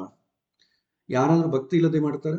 ದೇವಸ್ಥಾನ ಯಾರಾದ್ರೂ ಜ್ಯೋತಿಷ್ಯ ಒಂದು ರೆಮಿಡಿಯನ್ನು ಹೇಳಿದ್ರೆ ಎಲ್ಲರೂ ಭಕ್ತಿಯಿಂದನೇ ಮಾಡ್ತಾರೆ. ಆದ್ರೆ ಈ ಭಕ್ತಿದ ಮೆಷರ್ಮೆಂಟ್ ಏನು? ಭಕ್ತಿಯಿಂದ ಮಾಡಿದ್ರೆ ಕೂಡ ಭಗವಂತ ಯಾಕೆ ಕೊಡುವುದಿಲ್ಲ? ಅಂದ್ರೆ ಭಕ್ತಿಯ ಯಾವ ತರ ಭಕ್ತಿ ಮಾಡಬೇಕು, ಅದು ಹೇಗಿರ್ಬೇಕು, ಯಾವ ತರ ಭಕ್ತಿಯನ್ನ ಮಾಡಿದ್ರೆ ಭಗವಂತ ಕೊಡ್ತಾನೆ? ಇದು ಈ ತರ ಹಲವಾರು ಪ್ರಶ್ನೆಗಳು ಬರುತ್ತೆ. ಇದು ಚಿಕ್ಕ ಚಿಕ್ಕ ಪ್ರಶ್ನೆಗಳು ಕೇಳಿದಂತ ಪ್ರಶ್ನೆಗಳು, ಬಟ್ ಮೈನ್ ಈ 3 ಪ್ರಶ್ನೆಗಳು ಕೇಳಿದ್ದಾರೆ. ಇದಕ್ಕೆ ನಾವು ಇವತ್ತಿನ ದಿನ ಉತ್ತರವನ್ನು ನೋಡೋಣ. ಮೊದಲನೇ ಪ್ರಶ್ನೆ, ಬ್ರಾಹ್ಮಣರು ಮಾತ್ರವೇ ಮೋಕ್ಷಕ್ಕೆ ಯಾರು ಅರ್ಹರು? ಇದು ನಮ್ಮ ಮಾತಲ್ಲ, ವೇದದಲ್ಲೇ ಇದೆ. ಕೃಷ್ಣ ಕೂಡ ಕೆಲವಿನ ಕಡೆ ಭಗವದ್ಗೀತೆಯಲ್ಲಿ ಇದರ ಬಗ್ಗೆ ಉಲ್ಲೇಖನೆ ಮಾಡ್ತಾನೆ. ಎಲ್ಲರಿಗಿಂತಲೂ ನನಗೆ ಬ್ರಾಹ್ಮಣ ತುಂಬಾ ಇಷ್ಟ ಅಂತ ಕೆಲವಿನ ಕಡೆ ಬರುತ್ತೆ. ಹೇತುವಾದಿಗಳು ಭಗವಂತ ಬ್ರಾಹ್ಮಣರ ಪಕ್ಷಪಾತಿ, ಡಿಸ್ಕ್ರಿಮಿನೇಷನ್ ಮಾಡ್ತಾನೆ, ಬರೀ ಅವ್ರಿಗೆ ಎಲ್ಲ ಫೇವರ್ ಮಾಡ್ತಾನೆ, ದಕ್ಷಿಣೆ ಅವ್ರಿಗೆ ಬೇಕು, ಅವರಿಗೆ ದೇವಸ್ಥಾನದ ದೊಡ್ಡ ದೊಡ್ಡ ಪೋಸ್ಟ್ಗಳು ಬೇಕು, ಅವ್ರ ಕಾಲಿಗೆ ನಮಸ್ಕಾರ ಮಾಡಬೇಕು, ಇದು ಡಿಸ್ಕ್ರಿಮಿನೇಷನ್ ಅಲ್ವಾ ಅಂತ ಹೇಳುವಂತ ಜನಾಂಗ ಕೂಡ ಇದೆ. ಯಾಕೆ ಬ್ರಾಹ್ಮಣರೇ ಯಾಕೆ ಉಳಿದವರು ಕಾಣೋದಿಲ್ವ ಭಗವಂತನಿಗೆ? ಇದಕ್ಕೆ ಮತೀಯವಾದಂತಹ ಒಂದು ತೊಂದರೆಗಳು ಇದೆ. ಬೇರೆ ಜಾತಿಯವರು ಏನ್ ಮಾಡ್ತಾರೆ, ನಿಮ್ಮ ಭಗವಂತ ಬ್ರಾಹ್ಮಣರ ಮಾತ್ರ ನೋಡ್ತಾರೆ, ನಮ್ಮ ದೇವರು ಎಲ್ಲರನ್ನೂ ಪ್ರೀತಿ ಮಾಡ್ತಾನೆ, ಅನೇಕ ತರ XYZ ಮತಗಳು ಆ ಥರ ಹೇಳ್ತಾರೆ. ಏನಿದು, ಯಾಕೆ ಈ ತರ ಡಿಸ್ಕ್ರಿಮಿನೇಷನ್ ಅಂತಂಬುದು ಅವರ ಪ್ರಶ್ನೆ. ಅಥವಾ ನಾನೀಗ ಭಗವದ್ಗೀತೆ, ಅವ್ರ ಪಾಪ ಬ್ರಾಹ್ಮಣರಲ್ಲ, ನಾನು ಭಗವದ್ಗೀತೆ ಪಾಠ ಸುಮಾರು ಥರ ನಾನು ನಿಮ್ಮ ಪಾಠ ಕೇಳ್ತಾ ಇದ್ದೇನೆ, ಈಗ ನನಗೆ ಬರ್ತಾ ಇಲ್ಲ ಮೋಕ್ಷ, ಬರದೇ ಇದ್ದಾಗ ನನಗೆ ಈ ಪಾಠದಿಂದ ಆಗುವಂತ ಉಪಯೋಗ ಏನು ಅಂತ ಅವ್ರ ಪ್ರಶ್ನೆ. ಓಕೆ, ಅದು ಒಳ್ಳೆ ಪ್ರಶ್ನೆ. ಇದಕ್ಕೆ ನಾವು ಈ 2ನೇ ಅಧ್ಯಾಯದಲ್ಲಿ ಪ್ರಾರಂಭದಲ್ಲಿ ಇದಕ್ಕೆ ಒಂದು ಉತ್ತರವನ್ನು ಕೊಟ್ಟಿದ್ದೇವೆ. ಬಟ್ ಮತ್ತೊಂದು ಸಲ ನಾವು ಮಾಡೋಣ. ಫಸ್ಟು ಮೋಕ್ಷ ಅಂತಂಬೋದನ್ನು ಡೆಫಿನಿಷನ್ ಮಾಡೋಣ. ಯಾಕಂದ್ರೆ ಬ್ರಾಹ್ಮಣರಿಗೆ ಮಾತ್ರವೇ ಮೋಕ್ಷ ಬರುತ್ತಾ? ಫಸ್ಟ್ ಮೋಕ್ಷ ಅಂತ ಗೊತ್ತಾಗಬೇಕು, ಆಮೇಲೆ ಬ್ರಾಹ್ಮಣ ಅಂತ ಗೊತ್ತಾಗಬೇಕು, ಮತ್ತೆ ಬರುತ್ತಾ ಅಂತ ಗೊತ್ತಾಗಬೇಕು. ಈ ತರ ಆಳವಾಗಿ ಆಲೋಚನೆ ಮಾಡಿದ್ರೇನೆ ನಮಗೆ ಬರುತ್ತೆ. ಇಲ್ಲವಾಗ ಆಳವಾಗಿ ಆಲೋಚನೆ ಮಾಡದೇ ಇದ್ರೆ ಏನಾಗುತ್ತೆ, ತಪ್ಪು ತಿಳುವಳಿಕೆ ಆಗ್ತದೆ. ತಪ್ಪು ತಿಳುವಳಿಕೆಯಿಂದ ಕಾನ್ಫಿಡೆನ್ಸ್ ಹೋಗುತ್ತೆ. ಸೊ ನೋಡೋಣ, ನಾವು ಮನಃಶಾಸ್ತ್ರದ ಪ್ರಾರಂಭದ ಡೇ 1 ಫಸ್ಟ್ ಕ್ಲಾಸ್ ಅಲ್ಲಿ ನಾವು ಯಾಕೆ ಈ ಪಾಠ ಮಾಡ್ತಾ ಇದ್ದೀವಿ ಅಂತಂಬುದರಲ್ಲಿ ಒಂದು ಉಲ್ಲೇಖನೆ ಮಾಡ್ತೀವಿ. ಉಪನಿಷತ್ ವಿಚಾರಗಳು ಬಂದಾಗ, ಉಪನಿಷತ್ತಿಗೆ ಅರ್ಥ ಏನು ಅಂತಂಬ ಸಂದರ್ಭ ಬಂದಾಗ ಆವಾಗ 5 ವಿಚಾರ ಹೇಳ್ತೀವಿ. ಉಪನಯನ, ಉಪಾಧ್ಯಾಯ, ಉಪನಿಷತ್ತು, ಉಪವಾಸ, ಉಪಶಮ, ಎಲ್ಲ ಉಪ ಅಂತಂಬ ಶಬ್ದದಿಂದ ಬರುತ್ತೆ. ಸಂಸ್ಕೃತದಲ್ಲಿ ಉಪ ಅಂದ್ರೆ ಅರ್ಥ ಏನಂತಂದ್ರೆ ಮೇಲೆ ಅಂತ ಅರ್ಥ. ಲೆಕ್ಸಿಕಲ್ ಮೀನಿಂಗು ಹತ್ತಿರ ಅಂತ ಅರ್ಥ. ಎಟಮಲಾಜಿಕಲ್ ಮೀನಿಂಗ್ ಏನಂತಂದ್ರೆ ಮೇಲೆ ಅಂತ ಅರ್ಥ. ಅಂದ್ರೆ ತುಂಬಾ ಎಲಿವೇಟೆಡ್, ಮೇಲೆ ಅಂದ್ರೆ ಎಲಿವೇಟೆಡ್. ಸೊ ಉಪನಯನ ಅಂತಂದ್ರೆ ಏನು? ಎಲಿವೇಟೆಡ್ ಸ್ಟೇಜ್ಗೆ ಹೋಗುತ್ತೇನೆ ಅಂತ ಕಮಿಟ್ಮೆಂಟ್ ತಗೊಳ್ಳೋದು, ದೀಕ್ಷೆ. ಅದಕ್ಕೆ ಉಪನಯನ ಅಂತ ಹೆಸರು. ಈಗ ನಾವು ಥ್ರೆಡಿಂಗ್ ಸೆರೆಮನಿ ಉಪನಯನ ಮಾಡ್ತೀವಲ್ಲ ಹುಡುಗರ ಮಕ್ಕಳಿಗೆ, ಅಂದ್ರೆ ಬ್ರಹ್ಮತತ್ವವನ್ನು ತಿಳ್ಕೊಳ್ಬೇಕು. ಆದ ಕಾರಣ ಬ್ರಹ್ಮ ಅಂದ್ರೆ ದೊಡ್ಡದು ಎಲಿವೇಟೆಡ್, ಅದನ್ನು ತಿಳ್ಕೊಳ್ತೇನೆ ಅಂತ ಅವನು ಕಮಿಟ್ ಆಗ್ತಾನೆ. ಅದಕ್ಕೆ ಉಪನಯನ. ಸರ್ ಕಮಿಟ್ ಆಗಿದ್ದಾನೆ ಸರ್. ಈಗ ನಮಗೆ ಅಯ್ಯಪ್ಪ ದೀಕ್ಷೆ ಇಲ್ವಾ? ಈ ಜನವರಿ ಮಕರ ಸಂಕ್ರಾಂತಿ ಮಾಸ ಬಂದು ಎಲ್ಲರೂ ಅಯ್ಯಪ್ಪ ದೀಕ್ಷೆಗಳನ್ನು ಹಾಕ್ತಾರೆ, ಶಕ್ತಿ ದೀಕ್ಷೆಗಳನ್ನು ಹಾಕ್ತೇನೆ, ಇನ್ನೊಂದು 10 ದಿನ ನಾನು ಈ ರೀತಿ ಇರ್ತೇನೆ ಅಂತ. ಆ ರೀತಿ ಉಪನಯನ ಕೂಡ ಒಂದು ದೀಕ್ಷೆ ಅದಷ್ಟೇ. ಸನ್ಯಾಸ ದೀಕ್ಷೆ, ವಾನಪ್ರಸ್ಥ ದೀಕ್ಷೆ ಹೇಗೋ, ಉಪನಯನ ಅಂತ ಒಂದು ದೀಕ್ಷೆ ಅಂತ ಒಂದು ಕಮಿಟ್ಮೆಂಟ್ ತಗೊಳ್ಳೋದು. ಅದು ಸೆಲೆಬ್ರೇಷನ್ ಅಲ್ಲ. ಇವತ್ತು ಸೆಲೆಬ್ರೇಷನ್ ಆಗಿದೆ, ಅಸಲು ಯಾವತ್ತಕ್ಕೋಸ್ಕರ ಮಾಡ್ತಾ ಇದ್ದೀವಿ ಅಂತ ಗೊತ್ತಿಲ್ಲದೆ ಕೂಡ ಉಪನಯನ ನಡೀತಾ ಇದೆ. But commitment. ಸೊ ಉಪನಯನ ಅಂದ್ರೆ ಎತ್ತರಕ್ಕೆ ಹೋಗ್ಬೇಕಾದ್ರೆ ಯಾರು ಕರ್ಕೊಂಡು ಹೋಗ್ಬೇಕು? ಮೊದಲನೇವನು ಯಾರು? ಉಪಾಧ್ಯಾಯ. ಅಂದ್ರೆ ಎತ್ತರಕ್ಕೆ ಕರ್ಕೊಂಡು ಹೋಗ್ಲಿಕ್ಕೆ ನಿಮಗೆ ಮಾರ್ಗನಿರ್ದೇಶನ ಮಾಡುವ ಯಾರು ಅಂದ್ರೆ ಉಪಾಧ್ಯಾಯ. ಅದಕ್ಕೆ ಉಪಶಬ್ದದಿಂದನೇ ಉಪಾಧ್ಯಾಯ. ನೆಕ್ಸ್ಟ್, ಎತ್ತರಕ್ಕೆ ಉಪಾಧ್ಯಾಯ ಕರ್ಕೊಂಡು ಹೋಗ್ತಾನೆ. ಯಾವುದರ ಸಹಾಯದಿಂದ ಕರ್ಕೊಂಡು ಹೋಗ್ತಾನೆ? ಉಪನಿಷತ್. ನಿಷತ್ ಅಂದ್ರೆ ಕರ್ಕೊಂಡು ಹೋಗುದು. ಎತ್ತರಕ್ಕೆ ಕರ್ಕೊಂಡು ಹೋಗ್ಲಿಕ್ಕೆ ಬೇಕಾದಂತ ಟೂಲ್ ಅಥವಾ ಒಂದು ಯಾವುದೋ ಒಂದು ಮಾರ್ಗನಿರ್ದೇಶಕ ಮಾಡುವಂತ ಒಂದು ವ್ಯವಸ್ಥೆ, ಅದಕ್ಕೆ ಉಪನಿಷತ್ತು ಅಂತ. ಸೊ ಎತ್ತರಕ್ಕೆ ಹೋಗೋದು ತಿಳ್ಕೊಂಡಾಗ ಏನ್ ಮಾಡ್ಬೇಕು? ಎತ್ತರದಲ್ಲಿ ವಾಸ ಮಾಡ್ಬೇಕು. ಅದನ್ನ ಉಪವಾಸ ಅಂತ ಕರೀತಾರೆ. ಅಂದ್ರೆ ಎಲಿವೇಟೆಡ್ ಸ್ಟೇಜ್ ಅಲ್ಲಿ ನಾವು ಅದರ ಆನಂದವನ್ನ ಪಡೆಯೋದಾಗ್ಲಿ, ಅಲ್ಲಿ ಇರೋದಾಗ್ಲಿ, ಇದನ್ನು ಉಪವಾಸ ಅಂತ ಕರೀತಾರೆ. ಇವತ್ತು ನಮಗೆ ಉಪವಾಸ ಅಂದ್ರೆ ಊಟ ಮಾಡ್ಲಂಗಿರೋದು ಅಂತ ನಾವು ಅಂದ್ಕೊಂಡಿದ್ದೇವೆ. ಬಟ್ ಎಟಮಲಾಜಿಕಲ್ ಮೀನಿಂಗ್ ಅಂತಂದ್ರೆ ಎಲಿವೇಟೆಡ್ ಪ್ಲೇಸ್ ಅಂದ್ರೆ ಲೌಕಿಕ ದೀಕ್ಷೆ ಎಲ್ಲ ಪಕ್ಕದಲ್ಲಿ ಬಿಟ್ಟು ಸ್ವಲ್ಪ ಹೊತ್ತು ಭಗವಂತನ ಎತ್ತರಕ್ಕೆ ನಮ್ಮ ಮೈಂಡ್ ಅನ್ನು ತಗೊಂಡೋಗಿ ಅಲ್ಲಿ ಸ್ವಲ್ಪ ಕಾಲ ಇರೋದು.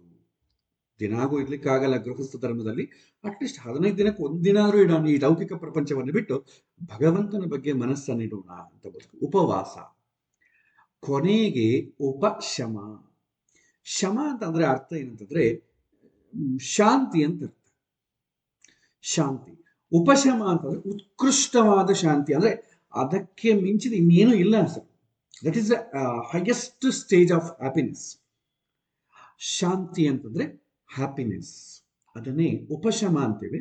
ಇದನ್ನು ನಾವು ಮೋಕ್ಷ ಅಂತ ಕರಿತೇವೆ. ಅಂದ್ರೆ ದಟ್ ಇಸ್ ಏನು ತೊಂದರೆ ಇಲ್ಲಂಗಿರೋದು, ಯಾವ ರೀತಿ ಬಂಧನ ಬಾಧಕಗಳು ಇಲ್ಲದೆ ಇರುವಂತ ಸ್ಥಿತಿಯನ್ನ ಉಪಶಮ ಅಂತ. ಈ ಉಪಶಮನ ಎಲ್ಲರೂ ಫೀಲ್ ಆಗಿರ್ತೀವಿ. ಯಾವಾಗ ಫೀಲ್ ಆಗ್ತೀವಿ ಅಂದ್ರೆ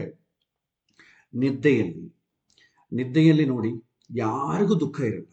ನಿದ್ದೆಯಲ್ಲಿ ನಾವ್ಯಾರಂತೂ ಗೊತ್ತಿಲ್ಲ, ನಮ್ಮ ಪಕ್ಕದಲ್ಲಿ ಯಾರದ್ದು ಗೊತ್ತಿಲ್ಲ, ಅಥವಾ ನಮ್ಮ ಹೆಸರೇ ನಮಗೆ ನೆನಪಿರಲ್ಲ ನಿದ್ದೆಯಲ್ಲಿ.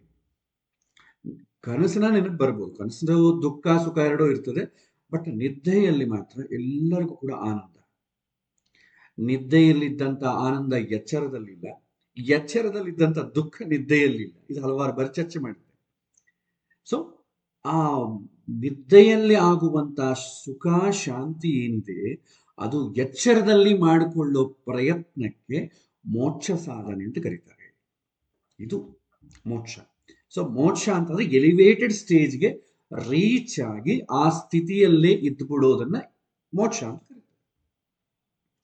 ಸೊ ಇದು ಮೋಕ್ಷದ ಡೆಫಿನಿಷನ್. ಇದು ಅದು ಯಾವುದೋ ಒಂದು ಪೂಜೆ ಪುರಸ್ಕಾರ ಅಲ್ಲಿಂದ ಆಗೋದಿಲ್ಲ, ಇದು ಸಿಸ್ಟಮ್ಯಾಟಿಕ್ ಆಗಿ ಹೋಗ್ಬೇಕು. ಇಲ್ಲಿ ಉಪನಯನ ಅಂತ ಶಬ್ದ ಬಂದ ಮತ್ತೆ ಕನ್ಫ್ಯೂಸ್ ಆಗಬೇಡಿ. ಉಪನಯನ ಅಂದ್ರೆ ಬ್ರಾಹ್ಮಣರು ಮಾತ್ರ ಮಾಡಿಕೊಡ್ತಾರೆ, ನಮಗೇನು ಉಪನಯನ ಇಲ್ವಲ್ಲ. ಉಪನಯನ ಅಂತಂಬೋದು ಎಲ್ಲರಿಗೂ ಇದೆ, ಒಬ್ಬೊಬ್ಬರಿಗೂ ಒಂದೊಂದು ಪದ್ಧತಿ ಇದೆ. ಕಮಿಟ್ಮೆಂಟ್ ಅಷ್ಟೇ. ಉಪನಯನ ಅಂದ್ರೆ ಇಟ್ಸ್ ಎ ಕಮಿಟ್ಮೆಂಟ್ ಅಷ್ಟೇ. ಆಗ್ಲಿ ಶಾಸ್ತ್ರೋಕ್ತವಾಗಿ ಎಲ್ಲರನ್ನು ಕರೆದು ಅವನಿಗೆ ಜನಿವಾರ ಹಾಕಿ ಇದು ಮೇಲೆ ಕಾಣೋದು. ಒಳಗೆ ಏನಂತಂದ್ರೆ ದೀಕ್ಷೆ, ನಾನು ಕಮಿಟೆಡ್ ಆಗಿದ್ದೇನೆ. ಸನ್ಯಾಸ ದೀಕ್ಷೆ ಅಂದ್ರೆ ಏನು? ಕಾಷಾಯ ಒದ್ದುಕೊಳ್ಳೋದಲ್ಲ. ಕಾಷಾಯ ಒದ್ದುಕೊಳ್ಳದೆ ಕೂಡ ಸನ್ಯಾಸಿಗಳಿದ್ದವರು ಬಹಳ ಜನ ಇದ್ದಾರೆ. ಮಾನಸಿಕವಾಗಿ ಸನ್ಯಾಸಿಗಳು ಹೇಗಿರ್ತಾರೋ ಹಾಗೆ ಇರ್ತಾರೆ, ಬಟ್ ಕಾಷಾಯ ಬಟ್ಟೆ ಇರಲ್ಲ ಅಷ್ಟೇ. So it's A commitment. ಹಾಗಾಗಿ ಉಪನಯನ ಅಂತಂದ್ರೆ ಬ್ರಾಹ್ಮಣರು ಮಾತ್ರ ಮಾಡ್ಕೋಬೇಕು, ಸೊ ನಾನು ಕೂಡ ಅವ್ರ ಪದ್ಧತಿಯಲ್ಲಿ ಮಾಡ್ಕೋಬೇಕಾ? ಇದೆಲ್ಲ ಇಮ್ಮೆಟೀರಿಯಲ್. ನೀವು ದೀಕ್ಷೆ ತಗೊಳ್ಬೇಕು. ನಾನು ಸಂತೋಷವಾದಂತಹ ವಿಚಾರವನ್ನ ತಿಳ್ಕೊಳ್ಳಕ್ಕೆ ಇವತ್ತಿಂದ ನಾನು ಕಮಿಟ್ ಆಗಿದ್ದೇನೆ ಅಂತ ತಿಳ್ಕೊಳ್ಳೋದಕ್ಕೆ, ಅದಕ್ಕೆ ದೀಕ್ಷೆ. ಬ್ರಾಹ್ಮಣ ಅಂತಂದ್ರೆ ಸಂಪ್ರದಾಯದಲ್ಲಿ ಬರುತ್ತೆ, ಸನಾತನದಲ್ಲಿ. ಅದು ಕೂಡ ನೋಡೋಣ. ನೆಕ್ಸ್ಟ್ ಬ್ರಾಹ್ಮಣ ಅಂತಂದ್ರೆ ಏನು? ಇದನ್ನು ಕೂಡ ನಾವು 2ನೇ ಅಧ್ಯಾಯದಲ್ಲಿ ಪ್ರಾರಂಭದಲ್ಲಿ ಹೇಳುತ್ತೆ. 3 ಥರ ಇದೆ ಮನುಷ್ಯರ ಕ್ಯಾಟಗರೈಸೇಷನ್. 3 ಥರ ಇರುತ್ತೆ. ಅವನಿಗೆ 3 ಥರ ಡ್ಯೂಟೀಸ್ ಇರುತ್ತೆ. ಒಂದು ಸ್ವಧರ್ಮ ಅಥವಾ ಇದನ್ನೇ ಜಾತಿ ಧರ್ಮ ಅಂತ ಕರಿತೇವೆ. 2ನೇದು ಸಮಾಜ ಧರ್ಮ, ಇದನ್ನೇ ಕುಲಧರ್ಮ ಅಂತ ಕರಿತೇವೆ. 3ನೇದು ಸನಾತನ ಧರ್ಮ. ಇದರಲ್ಲಿ first one and third one change ಆಗೋದಿಲ್ಲ. ನೀವು ಎಷ್ಟು ಸಲ ಹುಟ್ಟಿದ್ರು ಇದು ಬದಲಾಗಲ್ಲ. ಬಟ್ ಸೆಕೆಂಡ್ ಒನ್ ಏನಿದೆ, ಸಮಾಜ ಧರ್ಮ ಅಥವಾ ಕುಲಧರ್ಮ, ಇದು ಚೇಂಜ್ ಆಗದೇ ಇರುವುದಿಲ್ಲ. ಇದು ಯಾವಾಗೂ ಕೂಡ ಸ್ಟ್ಯಾಂಡರ್ಡ್ ಆಗಿರಲ್ಲ. ಸೊ ಸ್ವಧರ್ಮ, ಸಮಾಜ ಧರ್ಮ, ಸನಾತನ ಧರ್ಮ, ಇದಕ್ಕೆ ಹಿಂದಿನ ಕ್ಲಾಸ್ಗಳಿರುತ್ತೆ, ಎಲಾಬರೇಟಿವ್ ಆಗಿ ನೋಡ್ಬೋದು. ಇದು ಕ್ವಶನ್ ಓವ್ಯೂವಲ್ ಮಾತ್ರ ನೋಡ. ಸ್ವಧರ್ಮ ಅಂತಂದ್ರೆ ಏನು? ಮನುಷ್ಯರನ್ನ ಸ್ವಭಾವವನ್ನು 4 ಥರ ವರ್ಣ ಅಂತ ಕರಿತೇವೆ. 4 ಥರ ಕ್ಯಾಟಗರೈಸ್ ಮಾಡ್ತೇವೆ: ಬ್ರಾಹ್ಮಣ, ಕ್ಷತ್ರಿಯ, ವೈಶ್ಯ, ಶೂದ್ರ. ಬ್ರಾಹ್ಮಣ ಅಂತಂದ್ರೆ ಅರ್ಚನಾ, ಅಧ್ಯಯನ, ಅಧ್ಯಾಪನ, ಭಗವಂತನ ಬಗ್ಗೆ ತಿಳ್ಕೊಳ್ಳೋದು. ಭಗವಂತ ಅಂದ್ರೆ ಮತ್ತೆ ನಮ್ಮ ಧರ್ಮ ಮಾತ್ರ ಅಂದ್ಕೋಬೇಡಿ, ಎಲ್ಲ ಧರ್ಮಗಳು ಬರುತ್ತೆ. ನಿಮಗೆ ಇಸ್ಲಾಂ, ಅವರಲ್ಲೂ ಕೂಡ ಬ್ರಾಹ್ಮಣರು ಇದ್ದಾರೆ. ಅಂದ್ರೆ ತಲೆಯಿಂದ ಯಾರು ಕೆಲಸ ಮಾಡ್ತಾನೆ ಅವನು ಬ್ರಾಹ್ಮಣ ಅಂತಾರೆ. ಪ್ರೊಟೆಕ್ಟಿಂಗ್ ಮಾಡಬೇಕು ಅಂತ ಲೀಡರ್ಶಿಪ್ ಕ್ವಾಲಿಟಿ ಯಾರಿಗಿರುತ್ತೆ ಅವ್ರಿಗೆ ಕ್ಷತ್ರಿಯ ಅಂತಾರೆ. ವೃದ್ಧಿಯ ಒಂದು ವಸ್ತುವನ್ನಾಗಲಿ ವೃದ್ಧಿ ಮಾಡಬೇಕು ಅಂತಂಬೋದನ್ನು ವೈಶ್ಯ ಅಂತ ಕರೀತಾರೆ. ಕಷ್ಟಪಟ್ಟು ಇನ್ನೊಬ್ಬರ ಕಷ್ಟಕ್ಕೆ ಕೊರಗಿ ಸಹಾಯ ಮಾಡಬೇಕು ಅಂತ ಯಾರಿಗೆ ನೇಚರ್ ಇರುತ್ತೆ ಅವನನ್ನ ಶೂದ್ರ ಅಂತಾರೆ. ಇದು ಎಲ್ಲ ದೇಶಗಳಲ್ಲಿ ಎಲ್ಲ ಕಡೆ ಇದೆ. ಭಗವಂತ ಹೇಳೋದು ಅಥವಾ ಶಾಸ್ತ್ರದಲ್ಲಿ ವೇದದಲ್ಲಿ ಬರಬಹುದು ಇದರ ವಿಚಾರ. ಬ್ರಾಹ್ಮಣ ಅಂದ್ರೆ ಎಲಿವೇಟೆಡ್ ಅಥವಾ ನಾಲೆಡ್ಜಬಲ್ ಅಥವಾ ನಾಲೆಡ್ಜ್ ಅನ್ನು ಪಡೀಲಿಕ್ಕೆ ಆಸಕ್ತಿ ಇರುವವನು ಅಂತ. ಈಗ ನಮಗೆ ಜನರಲ್ ಕ್ವಶನ್ ಕೇಳಿ, ಡಿಗ್ರಿ ಸರ್ಟಿಫಿಕೇಟ್ ಯಾರಿಗೆ ಕೊಡ್ತಾರೆ? ಓದಿಕೊಂಡವರಿಗೆ ತಾನೇ. ಓದಿಕೊಳ್ಳದವ್ರಿಗೆ ಕೊಡ್ತಾರ ಸರ್ಟಿಫಿಕೇಟ್? ಏನು ಅದೇನ್ರಿ, ಶಾಲೆಗೆ ಹೋಗಿ ಕಾಲೇಜಿಗೆ ಹೋದವ್ರಿಗೆ ಏನು ಕೊಡ್ತೀರಿ? ಏನಿದು ಡಿಸ್ಕ್ರಿಮಿನೇಷನ್? ನಮಗೆಲ್ಲ ಯಾಕೆ ಕೊಡಲ್ಲ ಅಂತ ಯಾರಾದರೂ ಹೇಳ್ತಾರ? ಯಾಕೆಂತಂದ್ರೆ ಓದಲಿಕ್ಕೆ ಯಾರಿಗೆ ಇಂಟ್ರೆಸ್ಟ್ ಇದೆ ಅವನಿಗೆ ಮಾತ್ರವೇ ಕೊಡ್ತಾರೆ. ಅಥವಾ MBBS ಡಿಗ್ರಿ ಏನು ಆ ಕಾಲೇಜಲ್ಲಿ ಓದೋರಿಗೆ ಕೊಡೋದು, ಇಂಜಿನಿಯರಿಂಗ್ ಸ್ಟೂಡೆಂಟ್ಗೆ MBBS ಡಿಗ್ರಿ ಯಾಕೆ ಕೊಡಲ್ಲ? ಅರ್ಥ ಏನಾದರೂ ಇದೆಯಾ ಇದರಲ್ಲಿ? ಯಾರಿಗೂ ಈ ಥರ ಪ್ರಶ್ನೆಗಳು ಬರೋದೇ ಇಲ್ಲ. ಯಾಕೆಂದ್ರೆ ಯಾರಿಗೆ ಆಸಕ್ತಿ ಇದೆ ಆ ಕಡೆ ಹೋಗ್ತಾರೆ, ಅವರಿಗೆ ಅದು ಕೊಡ್ತಾರೆ. ಈಗ ಮೋಕ್ಷ ಅಂತ ಅಂಬೋದೇನು? ಎಲಿವೇಟೆಡ್ ಅಲ್ವಾ? ಎಲಿವೇಟೆಡ್ ಉಪನಯನ, ಉಪಶಮ, ಉಪಾಧ್ಯಾಯ, ಇದು ನಾಲೆಡ್ಜಿಗೆ ಸಂಬಂಧಪಟ್ಟದ್ದು. ಯಾವುದೋ ಒಂದು ಕೋರ್ಸಿಗೆ ಸಂಬಂಧಪಟ್ಟದ್ದು. ಆ ಕೋರ್ಸಿಗೆ ಯಾರು ಎಲಿಜಿಬಲ್ ಇರ್ತಾನೋ ಅವನಿಗೆ ಮಾತ್ರವೇ ಅದು ಮೋಕ್ಷ ಸಿಗುತ್ತೆ. ಈಗ ಮೋಕ್ಷ ಅಂದ್ರೆ ಬ್ರಾಹ್ಮಣ. ಬ್ರಾಹ್ಮಣ ಅಂದ್ರೆ ತಿಳುವಳಿಕೆ ಇರೋನು ಅಂತ ಅರ್ಥ. ಈ ಒಂದು ಜನಿವಾರ ಹಾಕಿಕೊಂಡು ಶಿಖ ಇಟ್ಟುಕೊಂಡು ಉದ್ದಪಟ್ಟಿ ಅಡ್ಡಪಟ್ಟಿ ಹಾಕೊಂಡು ನಾವಲ್ಲ. ಆ ತರ ಇದ್ರೆ ಪ್ರಪಂಚದಲ್ಲಿ ಎಲ್ಲಾ ಕಡೆ ಇದ್ದಾನೆ. ಭಗವಂತ ಬರೀ ಭಾರತಕ್ಕೆ ಮಾತ್ರ ಸೀಮಿತ ಆದವನಲ್ಲ. ಭಾರತ ದೇಶದಲ್ಲಿ ಇರುವಂತಹ ಬ್ರಾಹ್ಮಣರಿಗೆ, ಇಲ್ಲಿರೋ ಜನಕ್ಕೆ ಮಾತ್ರ ಒಂದು ಪ್ರೈಮ್ ಮಿನಿಸ್ಟರ್ ಇದ್ದಂಗಲ್ಲ. ಇಡೀ ಜಗತ್ ಅಖಿಲಾಂಡ ಕೋಟಿ ಬ್ರಹ್ಮಾಂಡ ನಾಯಕ ಅಂತ ನಾವೇ ಸ್ಟೇಟ್ಮೆಂಟ್ ಕೊಡ್ತೇವೆ. ಸರ್ವಾಂತರ್ಯಾಮಿ ಅಂತ ನಾವೇ ಸ್ಟೇಟ್ಮೆಂಟ್ ಕೊಡ್ತೇವೆ. ಹರಿ ಸರ್ವೋತ್ತಮ ಅಂತ ನಾವೇ ಸ್ಟೇಟ್ಮೆಂಟ್. ಅಲ್ಲೇನು ಎಲ್ಲ ಕಡೆ ಎಲ್ಲರನ್ನೂ ಆಪರೇಟ್ ಮಾಡುವನು. ಬಟ್ ಬ್ರಾಹ್ಮಣ ಅಂತಂದ್ರೆ ಅದೇನು ಭೂಮಿಯಲ್ಲಿ ಮಾತ್ರವೇ, ನಮ್ಮ ಭಾರತ ದೇಶದಲ್ಲಿ ಮಾತ್ರವೇ ಮಾಡಿದ ಅಂದ್ರೆ ಬೇರೆ ಕಡೆ ಯಾರು ಮಾಡಿದ್ರು? ಮತ್ತೆ ಬೇರೆ ಕಡೆ ಮನುಷ್ಯರನ್ನ ಕಂಟ್ರೋಲ್ ಮಾಡೋದು ಯಾರು? ಸೊ ಇದು ಈ ತರ ಹಲವಾರು ಪ್ರಶ್ನೆಗಳು ಬರುತ್ತೆ. ಹಾಗಾಗಿ ಇಲ್ಲಿ ಬ್ರಾಹ್ಮಣರಿಗೆ ಮಾತ್ರವೇ ಮೋಕ್ಷ ಬರುತ್ತೆ ಅಂದ್ರೆ ಅರ್ಥ ಏನಂತಂದ್ರೆ, ಯಾರಿಗೆ ತಿಳುವಳಿಕೆ ಇದೆ ಅವನಿಗೆ ಮಾತ್ರವೇ ಮೋಕ್ಷ ಬರುತ್ತೆ. ಅದನ್ನು ಮತ್ತೆ ವೇದ ಓದಿಕೊಂಡವನಿಗೆ ಆ ಥರ ಅಲ್ಲ. ಯಾವುದೇ ಒಂದು ಕೆಲಸವನ್ನು ತಿಳುವಳಿಕೆಯಿಂದ ಯಾರು ಮಾಡ್ತಾರೋ ಅವನಿಗೆ ಮೋಕ್ಷ ಬರುತ್ತೆ. ಬ್ರಾಹ್ಮಣ, ಕ್ಷತ್ರಿಯ, ವೈಶ್ಯ, ಶೂದ್ರ ಈ 4 ಜನ ಕೂಡ ತಿಳುವಳಿಕೆಯಿಂದನೇ ಮಾಡ್ತಾರೆ. ತಿಳುವಳಿಕೆ ಇಲ್ಲದೆ ಯಾರು ಯಾವ ಕೆಲಸವೂ ಮಾಡಲ್ಲ. ನಾಲೆಡ್ಜ್ ಇಂದನೇ ಮಾಡ್ಬೇಕಾಗುತ್ತೆ. ಬ್ರಾಹ್ಮಣನ ನಾಲೆಡ್ಜ್ ಬೇರೆ, ಶೂದ್ರನ ನಾಲೆಡ್ಜ್ ಬೇರೆ. ಒಬ್ಬರಿಗೆ ಸಹಾಯ ಮಾಡ್ಬೇಕಾದ್ರೂ ಕೂಡ ನಿಮ್ಗೆ ಆ ಥರ ಸ್ಕಿಲ್ ಇಲ್ಲದಿದ್ರೆ ಹೆಂಗೆ ಸಹಾಯ ಮಾಡ್ತೀರಿ?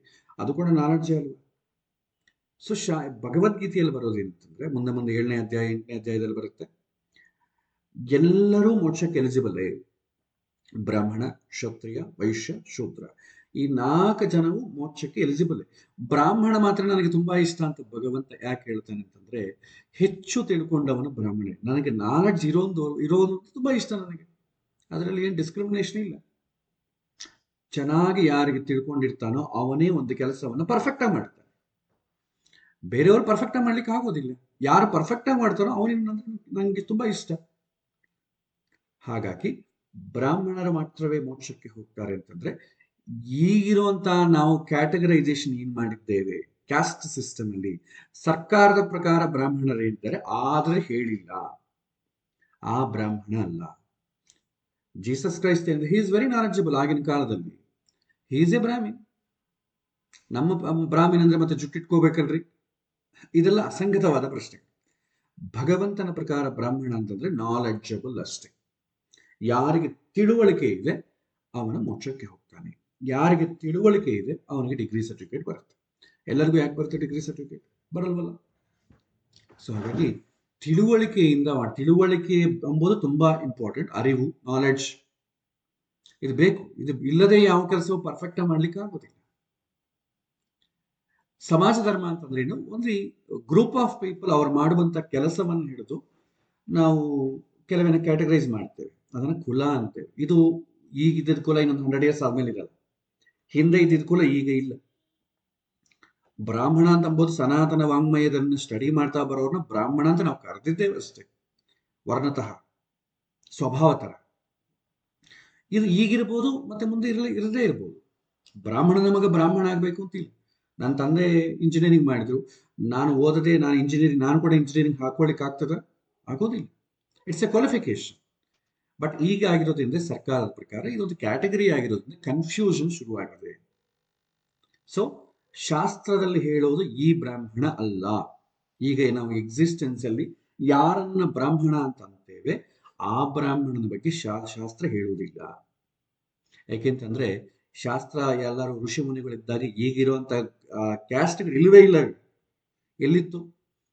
ಇಸ್ಲಾಂ ಆಗ್ಲಿ ಕ್ರಿಶ್ಚಿಯಾನಿಟಿ ಆಗ್ಲಿ ಎಲ್ಲಿತ್ತು? ಎಲ್ಲಿ ಇಲ್ಲ. ಮತ್ತೆ ಸನಾತನ ಧರ್ಮ ಅಂತಂದ್ರೆ ಏನು? ಇದು ಯಾವತ್ತಿಗೂ ಬದಲಾಗಲ್ಲ. ಸತ್ಯವನ್ನೇ ಹೇಳಬೇಕು, ಇನ್ನೊಬ್ಬರಿಗೆ ತೊಂದರೆ ಕೊಡಬೇಡ, ನಿನ್ನ ಪಾಲಿನ ಕರ್ತವ್ಯವನ್ನು ನೀನು ಮಾಡು. ಇದು ಎಲ್ಲ ಧರ್ಮದಲ್ಲೂ ಇದೆ. ಅದೇನು ಭಾರತದಲ್ಲಿ ಮಾತ್ರವೇ ಇದೆ, ಎಲ್ಲ ಕಡೆ ಇದಲ್ವಾ? ಅದಕ್ಕೆ ಸನಾತನ ಧರ್ಮ ಸ್ವಧರ್ಮ ಬದಲಾಗಲ್ಲ, ಸಮಾಜ ಧರ್ಮ ಬದಲಾಗದೇ ಇರಲ್ಲ. ಬಟ್ ಶಾಸ್ತ್ರದಲ್ಲಿ ಹೇಳುವುದು, ವೇದದಲ್ಲಿ ಹೇಳುವಂತ ಬ್ರಾಹ್ಮಣ ಪದ ಕುಲಕ್ಕೆ ಸಂಬಂಧಪಟ್ಟದಲ್ಲ, ಅದು ಸ್ವಭಾವಕ್ಕೆ ಸಂಬಂಧಪಟ್ಟದ್ದು. ಅದು ಮನುಷ್ಯನಾದವನು ಬುದ್ಧಿ ತಲೆಯಿಂದ ಆಲೋಚನೆ ಮಾಡೋನು ಎಲ್ಲೆಲ್ಲಿರ್ತಾರೋ ಎಲ್ಲ ಕಡೆ ಇರ್ತಾನೆ. ಯಾರಿಗೆ ನಾಲೆಡ್ಜ್ ಇದೆ, ಯಾರಿಗೆ ನಾಲೆಡ್ಜ್ ಅಕ್ವೈರ್ ಮಾಡಿಕೊಂಡು ತಿಳುವಳಿಕೆಯಿಂದ ಯಾರು ಕೆಲಸ ಮಾಡ್ತಾರೆ, ಅವರೆಲ್ಲ ಕೂಡ ಮೋಕ್ಷಕ್ಕೆ eligible. So this is first. ಅದೇ ರೀತಿ ಮೋಕ್ಷವನ್ನು ನೆಕ್ಸ್ಟ್ ಪ್ರಶ್ನೆಗೆ ಹೋಗೋಣ. ಶಿವನ ದರ್ಶನ ಮಾಡಿದ್ರೆ ಸಕಲ ಪಾಪಗಳು ಹೋಗುತ್ತೆ ಅಂತಾರೆ. ಅದರ ಅನುಭವ ಯಾವಾಗ ಆಗುತ್ತೆ? ಈಗ ನಾನು ಇವತ್ತು ದರ್ಶನ ಮಾಡಿಕೊಂಡು ಬಂದೆ, ಮತ್ತೆ ಪುಣ್ಯ ಬರ್ಬೇಕಲ್ವಾ? ಪುಣ್ಯ ಬಂದ ಮೇಲೆ ಮತ್ತೆ ನನಗೆ ಕಷ್ಟ ಯಾಕೆ? ಪಾಪ ಹೋಗ್ಬೇಕು, ಪುಣ್ಯದ ಪಕ್ಕ ಇಡೋಣ, ಪಾಪ ಹೋದ ಮೇಲೆ ಮತ್ತೆ ಕಷ್ಟ ಯಾಕೆ? ಇನ್ ಕೆಲವರ ವಾದನೆ ಏನಂತಂದ್ರೆ, ಈ ಜನ್ಮದಲ್ಲಿ ಮಾಡಿದ್ದಕ್ಕೆ ಮುಂದಿನ ಜನ್ಮದಲ್ಲಿ, ಹಾಗಾಗಿ ಈಗ ಕ್ಲೈಮ್ ಮಾಡ್ಕೊಳ್ಳೋಂಗಿಲ್ಲ, ಮುಂದಿನ ಜನ್ಮದಲ್ಲಿ ಆಗುತ್ತೆ. ಸೊ ಈ ಜನ್ಮದಲ್ಲಿ ಪಾಪ ಹಾಗೆ ಇದ್ದರೆ, ಅದನ್ನು ಕಷ್ಟಪಡ್ತಾ ಇದ್ರೆ ಹೊಸ ನಾಲೆಡ್ಜ್ ಅಕ್ವೈರ್ ಮಾಡ್ಕೊಳ್ಳಿಕ್ಕಾಗಲ್ಲ. ಮತ್ತೆ ಮುಂದಿನ ಜನ್ಮದಲ್ಲಿ ಆದ್ರೆ ಆವಾಗ ನಾನೇನ್ ಮಾಡ್ಬೇಕು? ಸೊ ಕರ್ಮ ಸಿದ್ಧಾಂತದಲ್ಲಿ ತುಂಬಾ ಇಟ್ಸ್ ಎ ಬ್ಯೂಟಿಫುಲ್ ಸೈನ್ಸ್. ಅದನ್ನು ಸ್ಟಡಿ ಮಾಡ್ತಾ ಇದ್ರೆ ಏನಾಗುತ್ತೆ ಅಂದ್ರೆ ನಮಗೆ ಅನುಭವಕ್ಕೆ ಬರ್ತದೆ. ಆದ್ರೆ ಮೇಲ್ನೋಟದ ಮಾತಿದೆ. ಇಲ್ಲಿ ಸಿಂಪಲ್ ಆಗಿ ಹೇಳಬೇಕಾದ್ರೆ ಇದರ ಅರ್ಥ ಏನಂತಂದ್ರೆ, ನನ್ನ ಅನುಭವದಲ್ಲಿ ಹೇಳ್ತಾ ಇದ್ದೆ, ವ್ಯಕ್ತಿಗತ ಅನುಭವ. ಯಾಕಂದ್ರೆ ಇದಕ್ಕೆ ಎಕ್ಸಾಕ್ಟ್ಲಿ ಕರ್ಮ ಸಿದ್ಧಾಂತ ಏನು ಹೇಳುತ್ತೆ ಅಂತ ಅಂಬೋದು ಇಲ್ಲಿ ನಾವು ಅಷ್ಟು ಕ್ಲಿಯರ್ ಎಕ್ಸ್ಪ್ಲೇನ್ ಮಾಡ್ಲಿಕ್ಕೆ ಆಗಲ್ಲ. ಅನುಭವ ಏನು ಹೇಳುತ್ತೆ ಅಂತಂದ್ರೆ, ಪ್ರತಿಯೊಬ್ಬ ಮನುಷ್ಯನು ಕ್ಷಣಕಾಲ ಕೂಡ ಸುಮ್ಮನೆ ಇರಕ್ಕಾಗಲ್ಲ, ಏನೋ ಒಂದು ಆಲೋಚನೆ ಮಾಡ್ತಾನೆ ಇರ್ತಾನೆ. ಅದು ಒಳ್ಳೆ ಕೆಲಸ ಆಗ್ಬೋದು, ಕೆಟ್ಟ ಕೆಲಸ ಆಗ್ಬೋದು. ಸೊ ಶಾಸ್ತ್ರ ಸಂಬಂಧ ಆದಂತಹ ಲಿಂಕ್ ಯಾವಾಗೋ ಕಟ್ಟಾಗೋಗಿರೋದ್ರಿಂದ ಒಳ್ಳೆದಕ್ಕಿಂತಲೂ ಕೆಟ್ಟ ಆಲೋಚನೆಗಳೇ ಬರ್ತವೆ. ಕೆಟ್ಟ ಆಲೋಚನೆ ನನ್ನ ಉದ್ದೇಶ ಅಂತಂದ್ರೆ ಸ್ವಾರ್ಥಪೂರಿತವಾಗಿ ಆಲೋಚನೆ ಮಾಡೋದು, ನನ್ನ ಬಗ್ಗೆ, ನನ್ನ ಫ್ಯಾಮಿಲಿ ಬಗ್ಗೆ, ನಾನೇ ಚೆನ್ನಾಗಿರ್ಬೇಕು, ಈ ತರ ಆಲೋಚನೆಗಳು ಕೂಡ ಒಂದು ಕಡೆಯಿಂದ ಸ್ವಾರ್ಥವೇ. ಸೊ ಈ ತರ ಆಲೋಚನೆಗಳು ಬರ್ತವೆ. ಇಲ್ಲೇನ್ ಹೇಳ್ತಾರೆ, ಶಿವನ ನಾಮಸ್ಮರಣೆ ಅಥವಾ ಯಾವುದೇ ದೇವರ ನಾಮಸ್ಮರಣೆ, ಅದು ಇಸ್ಲಾಂ ಆಗ್ಬೋದು, ಕ್ರಿಶ್ಚಿಯಾನಿಟಿ ಆಗ್ಬೋದು, ಯಾವುದೇ ಆಗಲಿ, ಅವರವರ ದೇವರ ನಾಮಸ್ಮರಣೆ, ಅವರವರ ಗುರುಗಳ ನಾಮಸ್ಮರಣೆ ಮಾಡುವಾಗ ಏನಾಗುತ್ತೆ ಅಂದ್ರೆ, ಆ ಮಾಡುವ ಸಮಯದಲ್ಲಿ ನಮ್ಮ ಮನಸ್ಸು ಸ್ವಾರ್ಥಪೂರಿತವಾಗಿ ಆಲೋಚನೆ ಮಾಡೋಲ್ಲ. ಅಂದ್ರೆ ಏನು, ಪಾಪ ಆಗಬೇಕಾದ ಸಮಯದಲ್ಲಿ ಪಾಪ ಆಗೋದಿಲ್ಲ ಅಷ್ಟೇ. ನೀವು ಆ ಪೂಜೆ ಗೀಜೆ ಮಂತ್ರ ಪಾರಾಯಣ ಎಲ್ಲ ಮಾಡ್ತಾ ಇದ್ರೆ ಆ ಸಮಯದಲ್ಲಿ ಮಾಡಬೇಕಾದಂತ ಪಾಪ ಜನರೇಟ್ ಆಗಲ್ಲ, ಇಷ್ಟೇ. ಪಾಪ ಹೋಗುತ್ತೆ ಅಂತ ಅಂಬೋದಕ್ಕೆ ತುಂಬಾ ದೊಡ್ಡ ಡೆಫಿನೇಷನ್ಸ್ ಇದೆ. ಈಗ ಅಸಲು ಪಾಪ ಯಾಕೆ ಬರುತ್ತೆ? ಯಾವ ಕೆಲಸ ಹೇಗೆ ಮಾಡಬೇಕು ಅಂತ ಹೇಳಿದ್ದಾರೋ ಆ ರೀತಿ ಅಲ್ಲದೆ ಭಿನ್ನವಾಗಿ ವ್ಯತಿರೇಕವಾಗಿ ಇನ್ನೊಂದು ರೀತಿಯಲ್ಲಿ ಮಾಡಿದರೆ ಅದನ್ನ ಪಾಪ ಅಂತಾರೆ. ಅಷ್ಟು ಸಣ್ಣ ಅಷ್ಟು ಮಾಡಬೇಕಾದ ರೀತಿಯಲ್ಲಿ ಮಾಡದೆ ಬೇರೆ ರೀತಿಯಲ್ಲಿ ಮಾಡಿದಂತ ಪಾಪವನ್ನ ಒಂದು ಸಣ್ಣ ಶಿವನಾಮ ಸ್ಮರಣೆಯಿಂದ ನಿಮಗೆ ಹೊಟ್ಟೋಗೋದೇ ಆದರೆ ಎಲ್ಲರ ಉದ್ದೇಶ ಏನಾಗ್ತದೆ? ಯಾಕೋ ನಾಮಸ್ಮರಣೆ ಮಾಡ್ತಾ ಇದ್ದೇವೆ, ಮತ್ತೆ ಯಾಕೆ ತಪ್ಪು ಕೆಲಸ ಯಾಕೆ ಮಾಡದೇ ಇರ್ಬೋದು? ಯಾಕಂದ್ರೆ ತುಂಬಾ ಸುಲಭ ಅಲ್ವಾ, ನಾಮಸ್ಮರಣೆಯಿಂದನೇ ಪಾಪ ಹೊಟ್ಟೋಯ್ತು ಅಂತ ಅಂಬೋದಾದ್ರೆ ಮತ್ತೆ ಇದು ಈಸಿ ಅಲ್ವಾ, ಬೇಕಾದಷ್ಟು ಪಾಪ ಮಾಡ್ಕೋಬಹುದು. ಹಿಂದೆ ನಾನು ಒಂದು ಎಕ್ಸಾಂಪಲ್ ನಿಮಗೆ ಕೊಟ್ಟಿದ್ದೆ. ಹೈದರಾಬಾದ್ ನಗರದಲ್ಲಿ ಒಂದು ಮನೆಯಲ್ಲಿ ಪಾಪ ಯಾರೋ ಒಂದು IT ಫ್ರಾಡ್ ಸ್ಕ್ಯಾಮ್, ಈ ತರ ಸೈಬರ್ ಕ್ರೈಮ್ ಅಂತ ನೋಡಿ ಈ ತರ ಮಾಡ್ತಾ ಇದ್ರು. ಒಂದು ಮೆಸೇಜ್ ಅನ್ನು ಎಲ್ಲರಿಗೂ ಒಂದು ಲ್ಯಾಕ್ಸ್ ಆಫ್ ಪೀಪಲ್ಗೆ ಸರ್ಕ್ಯುಲೇಟ್ ಮಾಡಿ, ನಿಮ್ಗೆ ಈ ತರ ಪ್ರೈಸ್ ಬಂದಿದೆ, ನಿಮ್ಗೆ ಡೀಟೇಲ್ಸ್ ಕಳಿಸಿದ್ರೆ ನಾನು ನಿಮ್ಗೆ ದುಡ್ಡು ಕೊಡ್ತೇವೆ, ಈ ತರ ಮಾಡಿ ಸ್ಕ್ಯಾಮ್. ಇದೆಲ್ಲ ಬಹಳ ನಮಗೆ ಬರ್ತಾನೆ ಇರುತ್ತೆ ಮೆಸೇಜ್. ಈ ಒಂದು ರಾಕೆಟ್ ಅನ್ನು ಹುಡುಕೊಂತ ಪೊಲೀಸರು ಹೋದ್ರೆ ಅವ ಮನೆಗೆ ಸಾಮೂಹಿಕ ಸತ್ಯ ಇದು ವಿಷ್ಣು ಸಹಸ್ರನಾಮ ಪಾರಾಯಣ ನಡೀತಾ ಇದೆ. ಅವನಿಗೆ ಡೌಟ್ ಬರುತ್ತೆ, ಇದೇನಿದು ವಿಷ್ಣು ಸಹಸ್ರನಾಮ ಪಾರಾಯಣ ನಡೀತಾ ಇದೆ ಭಕ್ತಿಯಿಂದ, ನಾವು ಕರೆಕ್ಟ್ ಅಡ್ರೆಸ್ಗೆ ಬಂದಿದ್ದೇವೆ ಅಂತ ನೋಡಿದ್ರೆ ಪರ್ಸನ್ ಎಲ್ಲ ಕನ್ಫರ್ಮ್ ಮಾಡ್ಕೊಂಡ್ರೆ ಅದೇ ಪರ್ಸನ್. ಏನಪ್ಪಾ ನೀವು ಮಾಡ್ತಾ ಇರೋ ಕೆಲಸ ಏನು, ಇಲ್ಲಿ ವಿಷ್ಣು ಸಹಸ್ರನಾಮ ಪಾರಾಯಣ ಏನು ಅರ್ಥ ಆಗ್ತಾ ಇಲ್ವಲ್ಲ ಅಂತ ಪೊಲೀಸ್ ಕೇಳ್ತಾರೆ. ಇಲ್ಲ ಸರ್, ಪಾಪ ಮಾಡ್ತೇವೆ, ಮಾಡಿದ್ದನ್ನು ತೊಳ್ಕೋಬೇಕಲ್ಲ ಸರ್, ಅದಕ್ಕೆ ಮಾಡ್ತಾ ಇದ್ದೇವೆ. ಅಲ್ಲಪ್ಪ, ಇಷ್ಟು ಅಸಲು ಯಾಕೆ ಮಾಡಬೇಕು ಅಂದ್ರೆ, ತೊಳ್ಕೊಳ್ಳಿಕ್ಕೆ ಅವಕಾಶ ಇದ್ದಾಗ ಮಾಡಬಹುದಲ್ಲ. ಹಾಗಿದ್ರು ವಿಷ್ಣು ಸಹಸ್ರ ಪಾರಾಯಣ ಮಾಡಿದ್ರೆ ಪಾಪ ಹೋಗುತ್ತೆ, ಪಾಪ ಹೋಗುತ್ತೆ ಅಂದ್ರೆ ಮತ್ತೆ ಹೊಸ ಪಾಪ ಮಾಡ್ಕೋಬಹುದು ಅಂತ. ಸೊ ಈ ರೀತಿ ಮನೋಭಾವ. ಶಿವನ ನಾಮಸ್ಮರಣೆ ದರ್ಶನ ಮಾಡ್ತಾ ಇದ್ದೇವೆ ಅಂದ್ರೆ ಅರ್ಥ ಏನಂತಂದ್ರೆ, ನಮ್ಮ ಪಾಲಿಗೆ ಭಗವಂತ ಇದ್ದಾನೆ, ನಾವು ಭಗವಂತನೇ ಇದ್ದಾಗ ನಾವು ಯಾರಿಗೆ ಹೆದರಬೇಕು? ಅಭಯಂ ಸತ್ವ ಸಂಶುದ್ಧಿ ಜ್ಞಾನಯೋಗ ವ್ಯವಸ್ಥಿತಿ. ನನಗೆ ಭಗವಂತನ ಅಭಯ ಇರೋ ಕಾಲಕ್ಕೆ ನಾನ್ಯಾಕೆ ಹೆದರಬೇಕು, ನಾನ್ಯಾಕೆ ತಪ್ಪು ಕೆಲಸ ಮಾಡಬೇಕು? ಈ ರೀತಿ ಭಾವನೆ ಬರೋದಕ್ಕೋಸ್ಕರ ಮಾಡ್ತಿದ್ರು. ಸೊ ಆದರೆ ಇಲ್ಲಿ ಏನಾಗುತ್ತೆ, ನಾವು ಕೇವಲ ಅವೇರ್ನೆಸ್ ಇಲ್ಲದೆ ಸುಮ್ಮನೆ ಶಿವನ ನಾಮಸ್ಮರಣ ಹೋಗಿ ದರ್ಶನ ಮಾಡಿ ಬಂದ್ಬೋಣ. ಅದು ಶಿವರಾತ್ರಿ ದಿನ 5 ಲಿಂಗಗಳನ್ನ ದರ್ಶನ, ಅಟ್ಲೀಸ್ಟ್ ಮಿನಿಮಮ್ 5 ಲಿಂಗಗಳನ್ನಾದ್ರೂ ದರ್ಶನ ಮಾಡ್ಬೇಕಂತೆ. ಇದೆಲ್ಲ ಬಂದ್ರೆ ಅಂದ್ರೆ ಉದ್ದೇಶ, ದೊಡ್ಡವರು ಮಾಡಿದಂತ ಉದ್ದೇಶ ಏನಂತಂದ್ರೆ ಅಟ್ಲೀಸ್ಟ್ ದೇವರ ದರ್ಶನ ಆದ್ರೆ ಮುಂದೆ ಅಟ್ಲೀಸ್ಟ್ ಒಳ್ಳೆ ಕೆಲಸನ ಮಾಡ್ಲಿಕ್ಕೆ ಪ್ರೋತ್ಸಾಹ, ಪ್ರವೋಕ್ ಆಗತ್ತೆ ಅಂತೇಳಿ ಉದ್ದೇಶ. ಕೇವಲ ಅಷ್ಟು ಮಾತ್ರವೇ ಸಾಕು, ಉಳಿದದ್ದೆಲ್ಲ ನಮ್ಮ ಜೀವನ ಮಾಡಿಕೊಳ್ಳಬಹುದು ಅಂತ ಉದ್ದೇಶದಲ್ಲಿ ಅಲ್ಲ. ಹಾಗಾಗಿ ಶಿವನ ದರ್ಶನ ಮಾಡಿದ್ರು, ಶಿವನಾಮ ಸ್ಮರಣೆ ಮಾಡಿದ್ರು, ಶಿವನ ರುದ್ರ ನಮಕ ಚಮಕ ಎಷ್ಟು ಪಾರಾಯಣ ಮಾಡಿದ್ರು ನಮ್ಮ ಆಲೋಚನೆಗಳು, ನಮ್ಮ ಕ್ರಿಯೆಗಳು ಬದಲಾಗದಷ್ಟುವರೆಗೂ ಯಾವುದು ಏನು ಮಾಡೋಕ್ಕಾಗಲ್ಲ. ನಾವು ಬೆಳಗ್ಗೆ ತಕ್ಷಣ ನ್ಯೂಸ್ ಪೇಪರ್ ಓದ್ತೇವೆ. ನ್ಯೂಸ್ ಪೇಪರಲ್ಲಿ ಯಾವ್ದಾಯ್ತು, ಯಾವ ಪಾರ್ಟಿಗೆ ಏನಾಯ್ತು, ಯಾರು ಕಾಂಟೆಸ್ಟ್ ಮಾಡ್ತಿದ್ದಾರೆ, ಏನು ಎಲ್ಲವನ್ನು ನೋಡ್ತೇವೆ. ಬೆಳಗ್ಗಿಂದ ಎಲ್ಲವನ್ನು ಓದಿದ ಮೇಲೆ ಕೂಡ ಮತ್ತೆ ರಾತ್ರಿ ಆಗಿ ಮಲಗಿ ಮತ್ತೆ ಮರುದಿನ ಆದ್ರೆ ನೆನ್ನೆ ಏನು ಓದ್ತೀವೋ ನಮ್ಗೆ ನೆನಪಿರಲ್ಲ. ನಾವು ಪ್ರತಿದಿನ ಏನೋ ಆಕ್ಟಿವಿಟೀಸ್ ಮಾಡ್ತಾ ಇರ್ತೇವೆ, ಖರ್ಚು ಮಾಡ್ತಾ ಇರ್ತೇವೆ. ಒಂದು ದಿನದಲ್ಲಿ ನಾವೇನ್ ಮಾಡಿದೀವಿ ಅಂದ್ರೆ ಅವತ್ತೇನ್ ಮಾಡಿದಪ್ಪ ನೆನಪಿರಲ್ಲ. ಯಾರಿಗಾದ್ರೂ ದುಡ್ಡು ಕೊಟ್ಟರು ಕೂಡ ನಾವು ಬರ್ಕೋಬೇಕು, ಯಾಕಂದ್ರೆ ನೆನಪಿರಲ್ಲ ಯಾವಾಗ ಕೊಟ್ಟಿದ್ದೀವಿ. ಸೊ ಹಾಗೆ ನಮಗೆ ಏನು ಮಾಡ್ತಾ ಇದೀವಿ ಅವೇರ್ನೆಸ್ ಇರೋದಿಲ್ಲ. ನಮಗೆ ಈ ನಿನ್ನೆ ಮಾಡಿದ್ದೇನೋ ನೆನಪಿರಲ್ಲ. ಸೊ ಒಂದ್ ನಿಮಿಷ.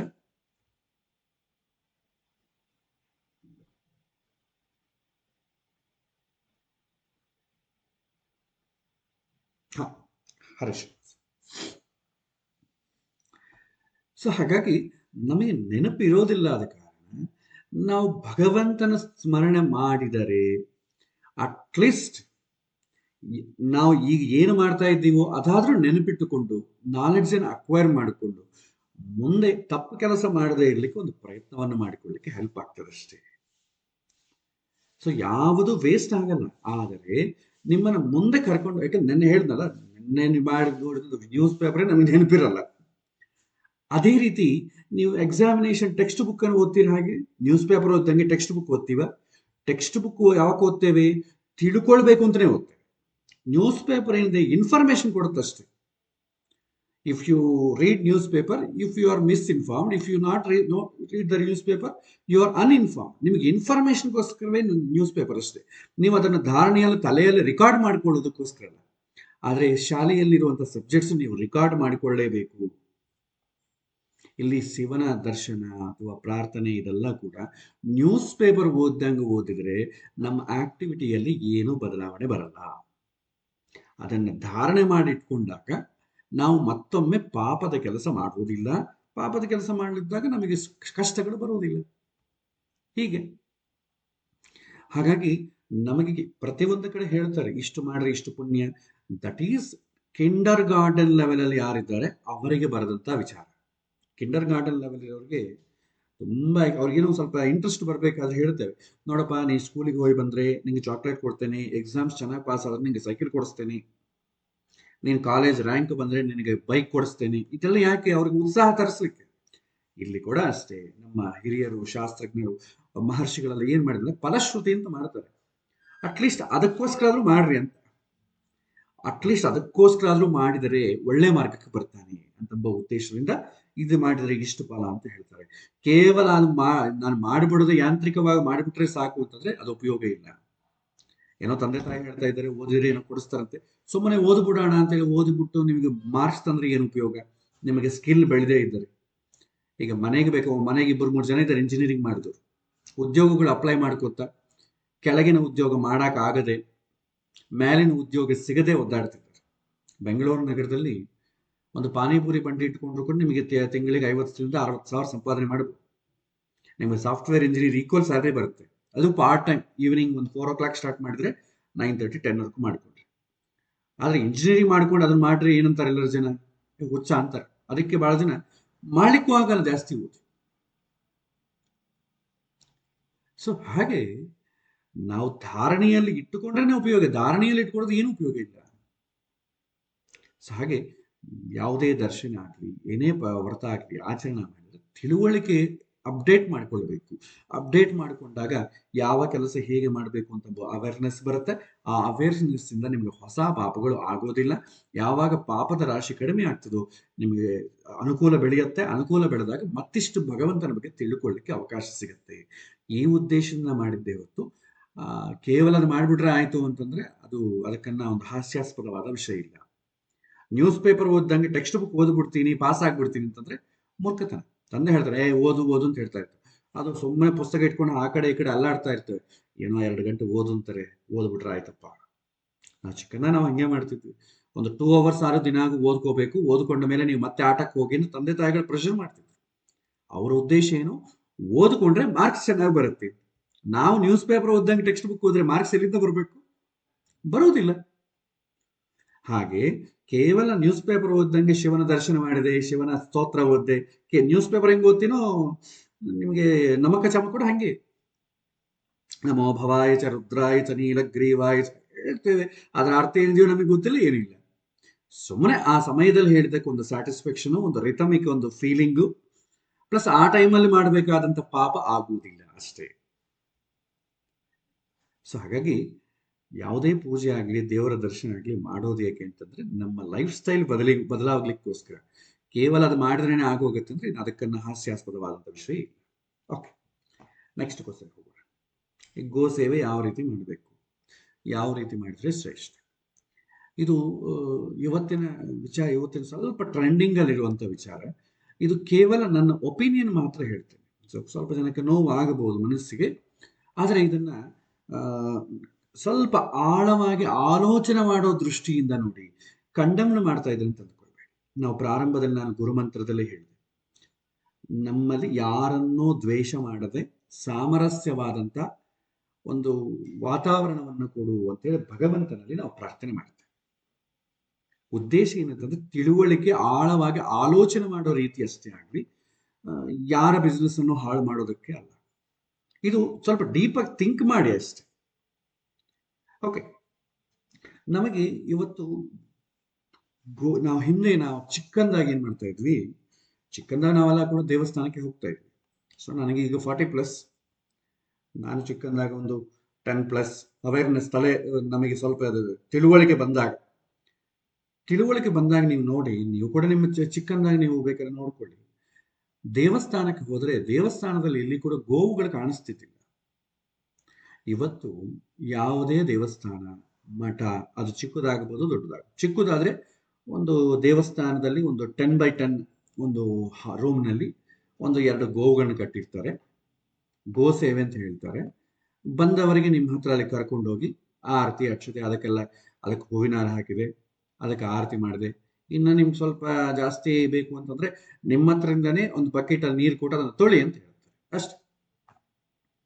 ಈ ತರ ನಡೆಯುತ್ತೆ. ಇನ್ನು ಸ್ವಲ್ಪ ದೊಡ್ಡ ಟೆಂಪಲ್ ಆಯ್ತು ಅಂದ್ರೆ ಒಂದು 2 ಎಕರೆ ಜಮೀನು ತಗೊಂಡು ಅಲ್ಲಿ ಒಂದು 100-150 ಹಸುಗಳು ಹಾಕಿ ಅದನ್ನೊಂದು ಪಾರ್ಕ್ಗಳು ಹೋಗ್ತೀವಲ್ಲ, ಮ್ಯೂಸಿಯಂಗಳಿಗೆ, ಪಾರ್ಕ್ಗೆ ಹೋಗ್ತೀವಲ್ಲ, ಆ ರೀತಿ ನಾವು ಹೋಗಿ ಸಂದರ್ಶನ ಮಾಡಿ ಆ ಗೋವುಗಳು ನೋಡಿ ಅಪ್ಪ ಎಷ್ಟು ಖುಷಿ ಆಗ್ಲಿಕ್ಕೆ. ಯಾಕಂದ್ರೆ ಪ್ರವಚನಗಳನ್ನೆಲ್ಲ ಹೇಳ್ಬಿಡ್ತಾರೆ, ಗೋ ಸೇವೆ ಮಾಡಿ ಶ್ರೀಕೃಷ್ಣನಾದವನು ಕಣ್ಣಿಗೆ ಕಾಣದಂತ ಇಂದ್ರನ ಪೂಜೆ ಮಾಡಬೇಡಿ, ಕಣ್ಣಿಗೆ ಕಾಣುವಂತ ನಮಗೆ ಆಹಾರವನ್ನು ಕೊಡೋದು, ನಮ್ಮ ಜೀವನವನ್ನು ಉದ್ಧಾರ ಮಾಡೋದು ಗೋವುಗಳು. ಸೊ ಗೋವುಗಳನ್ನ ಪೂಜೆ ಇಂಟ್ರಡ್ಯೂಸ್ ಮಾಡಿದ್ದೇ ಶ್ರೀಕೃಷ್ಣ. ಹಾಗಾಗಿ ಈ ಪ್ರವಚನಗಳು ನಾವು ಭಾಗವತ ಪ್ರೋಷ್ಠಪದಿ ಅಂತ ಅದರಲ್ಲಿ ಚೆನ್ನಾಗಿ ಕೇಳ್ತೇವೆ. ಆದ ಕಾರಣ ನಮಗೆ ನಾವು ಕೂಡ ಗೋ ಸೇವೆ ಮಾಡಬೇಕು ಅಂತ ಅಂಬೋದು ಬರ್ತದೆ. ಏನ್ ಮಾಡ್ತೇವೆ, ಇಮಿಡಿಯೇಟ್ಲಿ ಟೆಂಪಲ್, ಅಲ್ಲೊಂದು ಗೋಶಾಲೆ ಇದೆ ಅಂತ ಯಾರನ್ನ ಹೇಳಿದ್ರೆ ಸಂತೋಷದಿಂದ ವಿಸಿಟ್ ಮಾಡ್ತೇವೆ, ಗೋ ಸೇವೆ ಮಾಡಿ ನಾವು ತೃಪ್ತರಾಗಿ ಬಂದ್ಬಿಡ್ತೇವೆ. ನಾವು ನಮ್ ತೋಚಿದ್ದು ನಾವೇನು ಸಹಾಯ ಮಾಡ್ಬೇಕು. ಸೇವೆ ಅಂದ್ರೆ ಏನಿದೆ, ದುಡ್ಡು ಅಷ್ಟೇ, ಇನ್ನೇನ್ ಮಾಡ್ತೀವಿ ನಾವು? ಅದಕ್ಕೆ ಹೋಗಿ ಕೂತ್ಕೊಂಡು ತೊಳಿಲಿಕ್ಕೆ ಆಗ್ತದ? ಅದಕ್ಕೆ ಊಟ ಬಡಿಸ್ಲಿಕ್ಕೆ ಆಗ್ತದ? ಅಲ್ಲಿರುವಂತ ಗೋಶಾಲೆಯನ್ನ, ಅಲ್ಲಿರುವಂತ ಗೋಮಯ ಅದನ್ನೆಲ್ಲ ಕ್ಲೀನ್ ಮಾಡ್ಲಿಕ್ಕೆ ಆಗ್ತದೆ? ಆಗೋದಿಲ್ಲ. ನಾವು ಗೋಗಳ ಸೇವೆ ಮಾಡ್ಬೇಕು ಅನ್ಕೊಂತ ಇದ್ದೀವಿ. ಏನ್ ಸೇವೆ ಇದೆ, ಎಷ್ಟು ಅಂತೇಳಿ ಒಂದು ರಿಸಿಟ್ ಬರೆಸಿ ಸಂತೋಷವಾಗಿ ನಾನು ಗೋ ಸೇವೆ ಮಾಡಿದೆ ಅಂತ ಬಂದ್ಬಿಡ್ತೇವೆ ಅಷ್ಟೇ. ಇದು ಈಗ ನಡೀತಾ ಇರುತ್ತೆ. ಈಗ ಪ್ರತಿಯೊಂದು ಮಿನಿಮಮ್ ಒಂದು 10 ಟೆಂಪಲ್ ಅಲ್ಲಿ ಮಿನಿಮಮ್ 8 ಟೆಂಪಲ್ಸ್ ಅಲ್ಲಿ ಖಂಡಿತವಾಗಿ ಗೋವುಗಳು ಇರ್ತದೆ. ಹಿಂದೆ ನಾವು ಗೋವುಗಳು ನೋಡ್ತಾ ಇದ್ದಿದ್ದಿಲ್ಲಿ ಅಂತಂದ್ರೆ ಹಳ್ಳಿಯಲ್ಲಿ ಈ ಪಾಪ ರೈತರು ಆ ಗೋವುಗಳನ್ನ ಇಟ್ಕೊಳ್ತಿದ್ರು. ಅದು ಅವ್ರ ದೇವರು. ಯಾಕಂದ್ರೆ ಅವ್ರು ಊಟ ಕೊಡ್ತಿತ್ತು.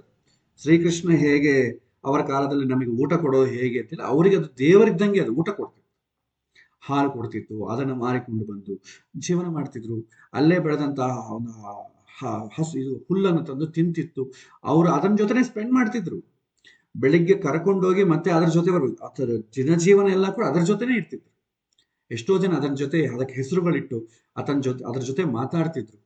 ಇನ್ನ ಅವನಿಗೆ ಏನಾದ್ರು ತುಂಬಾ ಕಷ್ಟ ಬಂತಂದ್ರೆ ಅದನ್ನ ಮಾರ್ಬಿಡ್ತಿದ್ದ. ಆ ರೂಪದಲ್ಲಿ ಅವ್ರಿಗೆ ಹಣವನ್ನು ಕೊಡ್ತಿತ್ತು, ಯಜಮಾನ ರಿಪ್ಲೇಸ್ ಆಗ್ತಿತ್ತು. ಈ ತರ ಹಳ್ಳಿ ಲೈಫ್ ಸ್ಟೈಲ್. ಇವತ್ತು ನೀವು ಹಳ್ಳಿ ಹೋಗಿ, ಹಿಂದೆ ಒಬ್ಬೊಬ್ಬರ ಮನೆಗೆ ಮಿನಿಮಮ್ 10ರಿಂದ 20 ಹಸುಗಳಿರ್ತವೆ. ಆ ಹಸುಗಳೆಲ್ಲ ಕೂಡ ಸಿಟಿಗೆ ಅಥವಾ ದೇವಸ್ಥಾನಕ್ಕೆ ಬಂದಿದೆ. ಇನ್ನು 2 ದಿನ ಹೋದ್ರೆ ನಾವು ಮ್ಯೂಸಿಯಂ ನೋಡ್ಬೇಕಷ್ಟೆ, ಅದು ಕೂಡ ಇರಲ್ಲ. ಸೊ ಗೋಸೇವೆ ಅಂತಂದ್ರೆ ಏನು, ರಕ್ಷಣೆ ಅಂದ್ರೆ ಅರ್ಥ ಏನು? ನಮ್ಮ ಪೂರ್ವಿಕರೆಲ್ಲ ಕೂಡ ವೇದಗಳನ್ನ ರಕ್ಷಣೆ ಮಾಡಿದ್ದಾರೆ. ನಾವು ಇವತ್ತು ಹೇಳ್ಕೊತೀವಲ್ಲ, ನಮ್ಮ ದೇಶದಲ್ಲಿ ನಮ್ಮ ಪೂರ್ವಜರು ವೇದವನ್ನು ರಕ್ಷಣೆ ಮಾಡಿದರು. ಹೇಗೆ ರಕ್ಷಣೆ ಮಾಡಿದರು? 1137 ಶಾಖೆಗಳಿರುವಂತಹ ವೇದಗಳನ್ನ ಇವತ್ತು ಕೇವಲ 10 ಶಾಖೆಗಳು ಉಳಿದು ಎಷ್ಟು ಚೆನ್ನಾಗಿ ರಕ್ಷಣೆ ಮಾಡಿದ್ದಾರೆ ನೋಡಿದ್ರೆ. 1137ರಲ್ಲಿ 10 ಶಾಖೆಗಳಲ್ಲಿ ಇವತ್ತು ವೇದ ಶಾಖೆಗಳಿರೋದು 10. ಋಗ್ವೇದದಲ್ಲಿ ಶಾಕಲ ಶಾಖೆ, ಭಾಸ್ಕರ ಶಾಖೆ ಅಂತಿತ್ತು. ಈಗ ಭಾಸ್ಕರ ಶಾಖೆಗಳು ಒಬ್ಬರೋ ಇಬ್ಬರೋ ಇದ್ದಾರೆ, ಇಲ್ಲವೇ ಇಲ್ಲ. ಯಾಕಂದ್ರೆ ವೇದ ಸುಮ್ಮನೆ ಓದ್ಬೇಕಷ್ಟೇ, ಅದಕ್ಕೋಸ್ಕರ ತಲೆ ಕೆಡಿಸ್ಕೋಬಾರ್ದು. ನಮ್ಮ ಜೀವನ ನಾವು ನೋಡ್ಕೋಬೇಕು. ನಾವು ಓದೋದು ಬಿಡೋದೆಲ್ಲ ಕೂಡ ಬೇರೆ ಸೈನ್ಸ್ ವಿಚಾರ. ಸೊ ನಾವು ವೇದವನ್ನೇ ರಕ್ಷಣೆ ಮಾಡಲಿಲ್ಲ. ರಕ್ಷಣೆ ಮಾಡಿದ್ದೀವಿ ಅಂತ ನಾವು ಅಂದ್ಕೊಳ್ತಾ ಇದ್ದೀವಿ ಅಷ್ಟೇ, ರಕ್ಷಣೆ ಮಾಡಲಿಲ್ಲ. ಇಲ್ಲದಿದ್ರೆ 1137 ಶಾಖೆಯಲ್ಲಿ 10 ಶಾಖೆಗಳಲ್ಲಿ ಆ 10 ಶಾಖೆಗಳನ್ನು ಕೂಡ ಓದಲಿಕ್ಕೆ ಹೇಳ್ಕೊಳ್ಳಿಕ್ಕೆ ಪುರುಸೊತ್ತಿಲ್ಲ ಈಗ. ಆ ರೀತಿ ಸ್ಥಿತಿಯಲ್ಲಿ ನಾವಿದ್ದೇವೆ. ಅದೇ ರೀತಿ ಗೋವುಗಳ ಸೇವೆ ಮಾಡೋದ್ರ ಅರ್ಥ ಏನು? ಅದನ್ನ ಒಂದು 10x10 ರೂಮಲ್ಲಿ ಹಾಕಿ ಒಂದು ಹಗ್ಗ ಹಾಕಿ ಕಟ್ಟಿ ಇಟ್ಟು ಬಂದು ಹೋಗೋರನ್ನ ಅದನ್ನ ದರ್ಶನ ಮಾಡುವಂತದ್ದು ಮ್ಯೂಸಿಯಂ ವಸ್ತು ಆಗಿದೆಯಾ ಈಗ? ಇದು ಕೇವಲ ನನ್ನ ವ್ಯಕ್ತಿಗತವಾದ ಅಭಿಪ್ರಾಯ. ಇದನ್ನ ಯಾರನ್ನು ಅಂದ್ರೆ ನನಗೆ ಈ ತರ ಅನಿಸುತ್ತೆ. ಅವ್ರು ಮಾಡೋದು ತಪ್ಪು ಅಂತ ನಾನು ಹೇಳ್ತೇನೆ. ಆದರೆ ಮಾಡಬೇಕಾದ್ದೇನಿತ್ತು? ಹಳ್ಳಿಯಲ್ಲಿ ಏನಾಗುತ್ತೆ, ಈ ರೈತ, ಯಾಕಂದ್ರೆ ರೈತ ನೋಡ್ಕೊಂಡ್ರೆ ನಾವು ನೋಡ್ಕೊಳಿಕ್ ಆಗ್ತದ? ಅವನು ಜೀವಮಾನ ಎಲ್ಲ ಕೂಡ ಆ ಹಸುವನ್ನು ಹತ್ರ ಇಟ್ಟುಕೊಂಡು ತನ್ನ ಮನೆಯಲ್ಲಿ ಒಂದು ಮೆಂಬರ್ ಆಗಿ ಇಟ್ಟುಕೊಂಡು ಅದನ್ನು ಜೀವನ ಸಾಕ್ತಾರೆ. ಅದನ್ನು ತಗೊಂಡ್ಬಂದು ನಾವು ಒಂದು ಅದು ಹೇಗಿರುತ್ತೆ ಅಂತಂದ್ರೆ, ತಂದೆ ತಾಯಿಗಳನ್ನ ನಾವೇನ್ ಮಾಡ್ತೇವೆ, ತಂದೆ ತಾಯಿಗಳನ್ನ ಪ್ರೀತಿ ಮಾಡಬೇಕು, ಪೂಜೆ ಮಾಡಬೇಕು. ನೋಡಿದ್ರೆ ನಿಮಗೆ ತಂದೆ ತಾಯಿಗಳಿಗೆ ಮನೆಗೆ ನಿಮ್ಗೆ ಅಷ್ಟು ಸೌಕರ್ಯಗಳಿರಲ್ಲ. ಆದ್ರೆ ಓಲ್ಡ್ ಏಜ್ ಹೋಮಲ್ಲಿ ಅವರಿಗೆ ತುಂಬಾ ಸೌಕರ್ಯಗಳಿರುತ್ತೆ. ನೀವು ಆಲೋಚನೆ ಮಾಡಿ, ಬೇಕಾದ್ರೆ ಪ್ರಾಕ್ಟಿಕಲ್ ವಿಸಿಟ್ ಮಾಡಿ. ಮನೆಯಲ್ಲಿ ಪಾಪ ತಂದೆ ತಾಯಿಗೆ ಸೊಸೆ ಉದ್ಯೋಗ ಮಾಡ್ತಾಳೆ, ಮಗ ಉದ್ಯೋಗ, ಮಕ್ಕಳ ಸ್ಕೂಲು, ಪಾಪ ಅವ್ರನ್ನ ಯಾಕೆ ಡಿಸ್ಟರ್ಬ್ ಮಾಡಬೇಕು? ಟೈಮ್ಗೂ ಅವ್ರು ಕಾಫಿ ಕೊಡ್ಲಿಕ್ಕೆ ಆಗ್ತದ? ನಿಮ್ಮ ಹತ್ರ ಇರ್ಲಿಕ್ಕೆ ಆಗತ್ತಾ? ನಿಮ್ಗೆ ಬೇಕಾದ ಆಹಾರ ಪದಾರ್ಥ ನೋಡೋಕ್ಕಾಗತ್ತಾ? ನಿಮ್ಮ ಯೋಗಕ್ಷೇಮ ನೋಡೋಕ್ಕಾಗತ್ತಾ? ಆಗಲ್ಲ ಮನೆಗೆ. ಅದೇ ನೀವು ಓಲ್ಡ್ ಏಜ್ ಹೋಮಲ್ಲಿ ನೋಡಿ. ಓಲ್ಡ್ ಏಜ್ ಹೋಮಲ್ಲಿ ಕರೆಕ್ಟ್ ಆ ಟೈಮ್ ಅಂತಂದ್ರೆ ನಿಮ್ಗೆ ಬಂದು ಕಾಫಿ ಬರುತ್ತೆ ಟೇಬಲ್ ಮುಂದೆ, ನಿಮ್ಮ ಮುಂದೆ ಟಿಫನ್ ಬಾಕ್ಸ್ ರೆಡಿ ಇರುತ್ತೆ. ನಮ್ಮ ತರನೇ ಹಾರ್ಟ ಹೊಡ್ಲಿಕ್ಕೆ ನಮ್ಮ ತರ ಜನ ಬಹಳ ಜನ ಸಿಗ್ತಾರೆ. ಯಾಕಂದ್ರೆ ನಾನು ವಿಸಿಟ್ ಮಾಡಿದ್ದೀನಿ, ಬಹಳ ಜನ ಇರ್ತಾರೆ. ಮತ್ತೆ ಸಾಯಂಕಾಲ ಸತ್ಸಂಗ ಅಂತ ಇರುತ್ತೆ, ಎಲ್ಲರೂ ಅಲ್ಲಿ ವಾಕಿಂಗ್ ಹೋಗ್ತಾರೆ. ನಿಮಗೆ ರಗಳನೇ ಇಲ್ಲ, ಮಗ ಹಿಡ್ಸ್ಕೊಂಡಿಲ್ಲ, ಸೊಸೆ ಹಿಡ್ಸ್ಕೊಂಡಿಲ್ಲ, ಯಾವ ರಗಳ ಇಲ್ಲ, ತುಂಬಾ ಕಂಫರ್ಟ್ ಆಗಿರುತ್ತೆ. ಆದರೆ ಅದು ನಾವು ಪರ್ಫೆಕ್ಟ್ ಅಂತೀವ? ಓಲ್ಡ್ ಏಜ್ ಹೋಮನ್ನು ನಾವು ಎಂಟರ್ಟೈನ್ ಮಾಡ್ತೀವ? ಸೌಕರ್ಯಗಳು ಇಲ್ಲದೆ ಇದ್ರು, ಹಿಡಿಸಿಕೊಳ್ಳಕ್ಕೆ ಯಾರು ಜನ ಇಲ್ಲದೆ ಇದ್ರು, ಯಾರು ಬ್ಯುಸಿಯಲ್ಲ ಅವ್ರು ಇದ್ರು ಕೂಡ ಮಕ್ಕಳ ಹತ್ರ, ಮೊಮ್ಮಕ್ಕಳ ಹತ್ರ, ಬಂಧುಗಳ ಹತ್ರ ಮನೆಯಲ್ಲೇ ಇರಬೇಕು ಅಂತ ನಾವು ಬಯಸ್ತೇವೆ. ಏನೇ ಸೌಕರ್ಯ ಇಲ್ಲದ್ರೂ ಪರವಾಗಿಲ್ಲ, ನಮ್ಮ ಜನದ ಹತ್ರ ಇರಬೇಕು ನಾವು ಅಂತ ನಾವು ಎಷ್ಟು ಬಯಸ್ತೇವೆ. ಓಲ್ಡ್ ಏಜ್ ಹೋಮನ್ನು ನಾವು ಯಾಕೆ ವ್ಯತಿರೇಕ ಮಾಡ್ತೇವೆ? ಈ ಕಾರಣದಿಂದ. ಯಾರಾದ್ರೂ ಓಲ್ಡ್ ಏಜ್ ಹೋಮಿಗೆ ಮಕ್ಕಳ ಆಗ್ತಿದ್ರೆ ಅವರನ್ನು ನಾವು ಬೈತೀವಿ. ತಾಯಿ ಬೆಲೆ ಗೊತ್ತಿದ್ಯಾ, ತಂದೆ ಬೆಲೆ ಗೊತ್ತಿದ್ಯಾ, ಜೀವಮಾನದಲ್ಲಿ ಅವ್ರು ನಮಗೆ ಎಷ್ಟು ಇದು ಮಾಡಿದ್ದಾರೆ ಅಂತ ನಾವು ಬೈತೇವೆ. ಈಗ ಹಸುಗಳ ವಿಚಾರದಲ್ಲಿ ಅದೇ ಒಬ್ಬ ರೈತನ ಹತ್ರ ಇದ್ರೆ ಅಲ್ಲಿ ಕಷ್ಟ ಇರುತ್ತೆ. ಅವನಿಗೆ ಏನೂ ಇರಲ್ಲ ಪಾಪ, ಏನ್ ಇಡ್ತಾನೋ ಗೊತ್ತಿಲ್ಲ. ಅಲ್ಲಿ ಅಂತ ಕಡೆ ಇರುವಂತ ಹಸುವನ್ನ ನಾವೇನ್ ಮಾಡ್ತೇವೆ, ನಾವು ಅವನಿಗೆ ಕಷ್ಟ ಇರ್ತದೆ ಪಾಪ, ಮಳೆ ಗಿಳೆ ಏನಿರಲ್ಲ, ಸ್ವಲ್ಪ ದುಡ್ಡು ಆಶೆ ತೋರಿಸಿದ್ರೆ ಅವ್ನು ಮಾರ್ಬಿಡ್ತಾನೆ ಪಾಪ. ನಾವೇನು ಮಾಡ್ತೀವಿ, ದೇವಸ್ಥಾನದಲ್ಲಿರೋರು ಒಂದು ಗೋಶಾಲೆ ಮಾಡ್ಬೇಕಪ್ಪ, ಒಂದು ಹಸುಗಳು ಬೇಕು, ಮಾರ್ಕೆಟ್ಗೆ ಹೋಗ್ತೇವೆ, ದುಡ್ಡು ಜಾಸ್ತಿ ಅಂತಂದ್ರೆ ಅವನು ಕೊಟ್ಟು ಬಿಡ್ತಾನೆ ಪಾಪ. ಆ ಹಸುವನ್ನು ತಗೊಂಡು ಬಂದು ಇಲ್ಲಿ ನಾವು ಒಂದು 10x10 ಅಥವಾ ಒಂದು ರೂಮಲ್ಲಿ ಹಾಕಿ ನಾವು ಅದಕ್ಕೆ ರಾಜಭೋಗಗಳು, ಒಂದು ಓಲ್ಡ್ ಏಜ್ ಹೋಮಲ್ಲಿ ಹೆಂಗ್ ಮಾಡ್ತೀವಿ ಅದೇ ರೀತಿ ಹಸುವಿಗೆ ಮೇಂಟೈನ್ ಮಾಡ್ತೇವೆ, ಅದೇ ರೀತಿ ನೋಡ್ಕೊಡ್ತೇವೆ. ಅದಕ್ಕೆ ಟೈಪ್ ಪ್ರಕಾರ ಊಟ ಹಾಕ್ತೇವೆ. ಬರೋರೇನು, ಅದನ್ನು ನೋಡೋದೇನು, ಅದಕ್ಕೆ ಮಂಗಳಾರತಿ ಮಾಡೋದೇನು, ಅದಕ್ಕೆ ಒಂದು ಹೂವಿನಾರ ಹಾಕೋದೇನು, ಮೇಲೆ ವಸ್ತ್ರ ಹಾಕೋದೇನು, ಅದಕ್ಕೆ ರಾಜಭೋಗ ಊಟ. ಅದಕ್ಕೆ ಅದಕ್ಕೆ ಬೇಕಾದಂಥ ಊಟವನ್ನೆಲ್ಲ ಹಾಕಿರ್ತೇವೆ. ಅದು ಹೇಗಿರ್ತದೆ? ಕಫ್ಸ್ ಇರ್ತದೆ. ನಿಮಗೆ ಪೊಲೀಸರು ಕಫ್ಸ್ ಹಾಕ್ತಾರೆ, ಚೈನ್ ಹಾಕ್ತಾರೆ. ಅದು ಬಂಗಾರದ ಹಾಕಿದ್ರೆ ನಮಗೇನೋ ಸಂತೋಷ ಆಗ್ತದೆ, ಬಂಧನ ಇದ್ದಂಗೆ ಅಲ್ವಾ, ಏನ್ ಕೆಲಸ ಮಾಡ್ಕೊಳಿಕ್ ಆಗಲ್ಲ. ನೋಡ್ರಿ, ನನ್ನ ಜೈಲಲ್ಲಿ ನನ್ನ ಬಂಗಾರದ ಚೈನಲ್ಲಿ ಹಾಕೊಂಡು ಹೋದ್ರೆ ಹೆಮ್ಮೆ ಪಡ್ಲಿಕ್ಕೆ ಆಗ್ತದೆ. ಹಾಗೆ ಹಸುವನ್ನು ಹಗ್ಗ ಹಾಕಿ ಕಟ್ಟಿ ಇಟ್ಟು ನನ್ನ ಬಂಗಾರ, ನನ್ನ ಒಳ್ಳೆ ನನಗೆ ಬೇಕಾದಂತ ಊಟ ಕೊಡ್ತಾ ಇದ್ದಾರೆ, ಮೇಲೆ ತಿರುಗ್ಲಿಕ್ಕೆ ಫ್ಯಾನ್ ಕೂಡ ಹಾಕಿದ್ದಾರೆ, ಟೈಮಿಗೆ ಒಬ್ಬನು ಬರ್ತಾನೆ, ಒಬ್ಬನು ಕ್ಲೀನ್ ಮಾಡ್ತಾನೆ, ಏನು ರಾಜಭೋಗದ ಸೇವೆ. ಆದರೆ ರೈತನ ಜೊತೆ ಇದ್ದಷ್ಟು ಆನಂದ ಬರ್ತದ ನಮಗೆ? ಅದಕ್ಕೆ ನಾವು ಅದ್ರ ಹಸು ಇದ್ದಂಗೆ ನಾವು ಆಲೋಚನೆ ಮಾಡಿ, ಹಸುವಿನ ಪೊಸಿಷನ್ ನಾವಿದ್ರೆ ಹೆಂಗ್ ಫೀಲ್ ಆಗ್ತೀವಿ? ಅವನು ಬೆಳಗ್ಗೆ ಎದ್ದ ತಕ್ಷಣ ಅವನಿಗೆ ಡೆಡಿಕೇಟೆಡ್ ಆಗಿ ಬೆಳಿಗ್ಗೆ 10 ಗಂಟೆಯಿಂದ ಸಂಜೆ 5 ಗಂಟೆವರೆಗೂ ಅದಕ್ಕೆ ಫ್ರೀಡಮ್ ಕೊಡ್ತಾನೆ. ಎಲ್ಲೋ ಅದನ್ನು ಮೇಯಿಸ್ಲಿಕ್ಕೆ ಕರ್ಕೊಂಡು ಹೋಗ್ತಾನೆ, ಫ್ರೀಯಾಗಿ ಬಿಟ್ಬಿಡ್ತಾನೆ. ಬಿಟ್ಬಿಟ್ಟು ಆರಾಮಾಗಿ ಮೇಯ್ಕೊಳ್ತಾ ಇರ್ತದೆ. ಮತ್ತೆ ಮನೆಗೆ ಕರ್ಕೊಂಡು ಬಂದು ಅವನಿಗೆ ಮನೆಗೆ ಪಾಪ ಗೇಟು ಗೀಟು ಅದೆಲ್ಲ ಇದ್ರೆ ಅದನ್ನೇನು ಕಟ್ಟೆ ಹಾಕೋದಿಲ್ಲ. ಇನ್ನ ತುಂಬಾ ಬೇರೆ ಹಸುಗಳಿಗೆ ತೊಂದರೆ ಕೊಡುತ್ತೆ ಅಂತ ಹೇಳಿ ಕಟ್ಟಿ ಹಾಕುವ ಸಂಪ್ರದಾಯ ಇತ್ತು. ಅದಕ್ಕೂ ದೊಡ್ಡ ಹಗ್ಗ ಹಾಕಿ ಅದಕ್ಕೆ ಸ್ವಲ್ಪ ಫ್ರೀಡಮ್ ಕೊಡ್ತಿದ್ರು. ಇವತ್ತು ಗಾಣದ ಎತ್ತಿ ತರ ಆಗಿದೆ, ಅಸಲು ಕಟ್ಟಿ ಹಾಕ್ತಾರೆ, ಅದು ಪಾಪ ಎಷ್ಟು ಒದ್ದಾಡ್ತದೆ, ನೋವು ಆಗ್ತದೆ. ಅದೇ ಪೊಸಿಷನ್ ನಾವು ಕಟ್ಟಿ ಹಾಕಿದ್ರೆ ಹೇಗಿರ್ತದೆ? ಅಟ್ಲೀಸ್ಟ್ ಹಳ್ಳಿಯಲ್ಲಿರುವಂತ ಹಸುವಿಗೆ ಅಟ್ಲೀಸ್ಟ್ ಒಂದು 10 ಅವರ್ಸ್ ಆದ್ರೂ ಅದಕ್ಕೆ ಫ್ರೀಯಾಗಿ ತನಗೆ ಯಾವ್ದು ಬೇಕೋ ಅದು ತಿನ್ನೋ ಸ್ವಾತಂತ್ರ್ಯ ಇತ್ತು. ಈಗ ಆ ಹಸುವಿಗೆ ತನಗೆ ಯಾವ್ದು ಬೇಕೋ ತಿನ್ನೋ ಸ್ವಾತಂತ್ರ್ಯ ಕೂಡ ಇಲ್ಲ. ಏನ್ ಹಾಕಿದ್ರೆ ಅದನ್ನೇ ತಿನ್ಬೇಕು. ಎದುರಿಗೆ ಬಂದು ಎಷ್ಟು ಜನ ದೇವರು ಆವಾಹನ ಮಾಡಿ ಸಂಕಲ್ಪ ಮಾಡಿ ವೇದ ಮಂತ್ರಗಳಿಂದ ಎಷ್ಟು ಮಾಡಿದ್ರೆ ಆ ಹಸುವಿಗೆ ಏನಾಗ್ಬೇಕಾಗಿದೆ ಅಲ್ವಾ? ಹಸು ಯಾವಾಗೂ ಕೂಡ ಈಗ ತಂದೆ ತಾಯಿಗಳು ಇಲ್ಲಿರ್ಬೇಕು, ಎಷ್ಟೇ ಕಷ್ಟ ಆದ್ರೂ ಕೂಡ ಮಕ್ಕಳ ಹತ್ರ ಮೊಮ್ಮಕ್ಕಳ ಹತ್ರ ಇದ್ರೆ ಅವನು ತುಂಬಾ ಜೀವನ ಆನಂದವಾಗಿರ್ತದೆ. ಕಷ್ಟ ಇರುತ್ತೆ, ಇರಲ್ಲ ಅನ್ನಲ್ಲ. ಆದರೆ ಓಲ್ಡ್ ಏಜ್ ಹೋಮ್ ಅಲ್ಲಿ ಸಕಲ ಸೌಕರ್ಯಗಳಿದ್ರು ಮಗ ಇಲ್ವಲ್ಲ ಅಂತ ಬಾಧೆ ಇರ್ತದೆ. ಅದೇ ತರ ಹಸುಗಳಿಗಿರಲ್ವಾ? ಗೋ ಸೇವೆ ಮಾಡಬೇಕು ಅಂತ ಅಂದುಕೊಂಡ್ರೆ ನನ್ನ ಒಪಿನಿಯನ್, ನಾನು ಮಾಡೋದು ಹೇಳ್ತೇನೆ ನಾನು, ಯಾಕಂದ್ರೆ ಇದನ್ನ ಉಪದೇಶ ಮಾಡುವಂತ ದೊಡ್ಡವನಲ್ಲ. ಗೋ ಸೇವೆ ಮಾಡಬೇಕು ಅಂತಂದ್ರೆ ಹಳ್ಳಿಗೆ ಹೋಗಿ ಆ ಗೋವನ್ನು ಅವನು ಮಾರಿಕೊಳ್ಳದೆ ಇರ್ಲಿಕ್ಕೆ ಬೇಕಾದ ಅವನಿಗೆ ಸಹಾಯ ಮಾಡಿ, ಅವನಿಗೆ ಹೇಳಿ, ಮಾರ್ಕೋಬೇಡಪ್ಪ, ಚೆನ್ನಾಗಿಟ್ಕೋ, ದೇವರಿದು ನಿನ್ನನ್ನು ಕಾಪಾಡ್ತದೆ, ನೀನು ಹಸುವಿನ ಇಟ್ಕೊಂಡು ನೀನು ಜೀವನ ಮಾಡಿದ್ರೆ ನೀನು ಬೆಳೆ ಮಾಡ್ತೀಯ, ನೀ ಬೆಳೆ ಮಾಡ್ರೆ ನಾವು ತಿಂತೇವೆ. ಇಲ್ಲ ನಿನ್ನ ಹತ್ರದಿಂದ ಆ ಹಸುವನ್ನು ಕಿತ್ಕೊಂಡು ನಾನು ದೇವಸ್ಥಾನದಲ್ಲೋ ಬೇರೆ ಕಡೆ ಗೋಶಾಲ ಮಾಡಿ ಬಿಟ್ರೆ ನಿನಗೆ ಇಸ್ಕೊಳ್ಳೋರಿಲ್ಲ, ನೀನು ಕೂಲಿ ಕೆಲಸ ಮಾಡ್ತೀವಿ. ನೀ ಕೂಲಿ ಕೆಲಸ ಮಾಡಿದ್ರೆ ಆಹಾರವನ್ನು ತಯಾರು ಮಾಡೋರು ಯಾರು ಇರಲ್ಲ. ವಿದೇಶಗಳಿಂದ ನಾವು ಆಹಾರವನ್ನು ಇಂಪೋರ್ಟ್ ಮಾಡಿಕೊಳ್ಳುವಂತ ಪರಿಸ್ಥಿತಿ ಇದೆ ಇವತ್ತು ನಮ್ಮ ದೇಶದಲ್ಲಿ. ಈ ತರ ಯಾಕೆ ಬರ್ತದೆ? ಯಾಕಂದ್ರೆ ಆಲೋಚನೆ ಇಲ್ಲದೆ ಹೀಗೆ ಮಾಡ್ತೇವೆ. ಹಸು ಯಾವಾಗೂ ಹಳ್ಳಿಯಲ್ಲಿ ರೈತನ ಹತ್ರನೇ ಇರಬೇಕು. ಆ ರೈತ ಅದನ್ನು ಇಟ್ಟುಕೊಂಡು ಅವನಿಗೆ ಸಹಾಯ ಮಾಡ್ತದೆ, ಅವನಿಂದ ಅದಕ್ಕೆ ಸಹಾಯ ಆಗ್ತದೆ. ಅದೇ ಅದು ಮನೆ. ಬೇರೆ ಗೋಶಾಲೆ ದೇವಸ್ಥಾನ ಎಲ್ಲ ಕೂಡ ಅದಕ್ಕೆ ಓಲ್ಡ್ ಏಜ್ ಹೋಮ್ ಇದ್ದಂಗೆ. ಅಲ್ಲಿ ಕೂಡ ನೀವು ಮಾಡಿಕೊಳ್ಳಿ ಬೇಡಮ್ಮ, ಆದರೆ ಏನೋ ಮಾಡಿದ್ದೀವಿ ಅಂತ ತೃಪ್ತಿ ಉಳಿಯುತ್ತೆ. ನೀವು ವೀಕೆಂಡ್ಸ್ ಒಂದ್ಸಲ ನೀವು ಓಲ್ಡ್ ಏಜ್ ಹೋಮಿಗೆ ಹೋಗಿ ನಿಮ್ಮ ಅಪ್ಪ ಅಮ್ಮನ ಜೊತೆ ಸ್ಪೆಂಡ್ ಮಾಡಿ. ನಮ್ಮಲ್ಲಿ ನಮ್ಮ ವಿದೇಶದಲ್ಲಿ ಇದೆಯಲ್ವ ದರಿದ್ರ ಸಂಪ್ರದಾಯ, ಫಾದರ್ಸ್ ಡೇ ಮದರ್ಸ್ ಡೇ ಅಂತ. ದರಿದ್ರ ಸಂಪ್ರದಾಯ ನಮಗೂ ಬಂದಿದೆ, ನೋಡ್ತೇನೆ ವಾಟ್ಸ್ಆ್ಯಪ್ಗಳಲ್ಲಿ. ಅದನ್ನೇ ಬಂದ್ಬಿಟ್ರೆ ಏನು ವಿಶಸ್ಸು, ಅಪ್ಪ ಅಮ್ಮನ ಫೋಟೋ ಹಾಕೋದೇನು, ಅವರಿಗೆ ಎಲ್ಲ ವಾಟ್ಸ್ಆ್ಯಪ್ ಅಲ್ಲೇ ನೋಡ್ಬೇಕು, ರಿಯಾಲಿಟಿಗೆ ಇರೋದೇ ಇಲ್ಲ. ಅಪ್ಪ ಅಮ್ಮ ಅವರಲ್ಲಿ ಡೈವರ್ಸ್ಗಳು ಆಗ್ತಾ ಇರುತ್ತೆ. ಡೈವರ್ಸ್ ಆದಾಗ ಮಕ್ಕಳು ಒಂದೇ ತಾಯಿ ಕಡೆಯೋ ಒಂದು ತಂದೆ ಕಡೆಯೋ ಇರ್ತಾರೆ. ತಾಯಿ ಕಡೆ ಇರೋರಿಗೆ ಹೊಸ ತಂದೆ ಬರ್ತಾನೆ, ತಂದೆ ಕಡೆ ಇರೋರಿಗೆ ಹೊಸ ತಾಯಿ ಬರ್ತಾರೆ. ಈ ರೀತಿ ಅವ್ರ ಜೀವಮಾನದಲ್ಲಿ ಡೈವರ್ಸ್ ತಗೊಂಡಾಗೆಲ್ಲ ಹೊಸ ತಾಯಿ ಹೊಸ ತಂದೆ ಬರ್ತಾರೆ. ಸೊ ಈ ತರ ಆಗ್ತಾ ಇದ್ದಾಗ ತಾನು ಯಾರಿಗೆ ಹುಟ್ಟಿದನೋ ಅವ್ರ ಹತ್ರ ಹೋಗಿ ಒಂದು ದಿನ ಅವ್ರ ಜೊತೆ ಸ್ಪೆಂಡ್ ಮಾಡ್ಲಿಕ್ಕೆ ಇಟ್ಟುಕೊಂಡಿದ್ದೆ ಫಾದರ್ಸ್ ಡೇ ಮದರ್ಸ್ ಡೇ. ನಾವು ಜೀವಮಾನ ನಾವು ಹುಟ್ಟಿ ತಂದೆ ತಾಯಿ ಹತ್ರನೇ ಇರ್ತೇವೆ. ನಮಗೆ 26 ಜನ ತಂದೆ ತಾಯಿಗಳು ಬರಲ್ಲ ನಮಗೆ. ನಾವ್ಯಾಕೆ ಮಾಡ್ಕೋಬೇಕು ಫಾದರ್ಸ್ ಡೇ ಮದರ್ಸ್ ಡೇ? ನಂಗೆ ಅದೇ ಅರ್ಥ. ಅವ್ರ ಉದ್ದೇಶ ಅದು, ಅವ್ರ ಸಾಂಪ್ರದಾಯದಲ್ಲಿ ಅವ್ರು ಮಾಡ್ಕೊಳ್ತಾರೆ. ಬೇಕಾದ್ರೆ ಎಥಿಕ್ಸ್, ಹುಟ್ಟಿದ ತಾಯಿ, ಜನ್ಮ ಕೊಟ್ಟಂತ ತಾಯಿ ಜೊತೆ ಒಂದು ದಿನ ಸ್ಪೆಂಡ್ ಮಾಡೋಣ.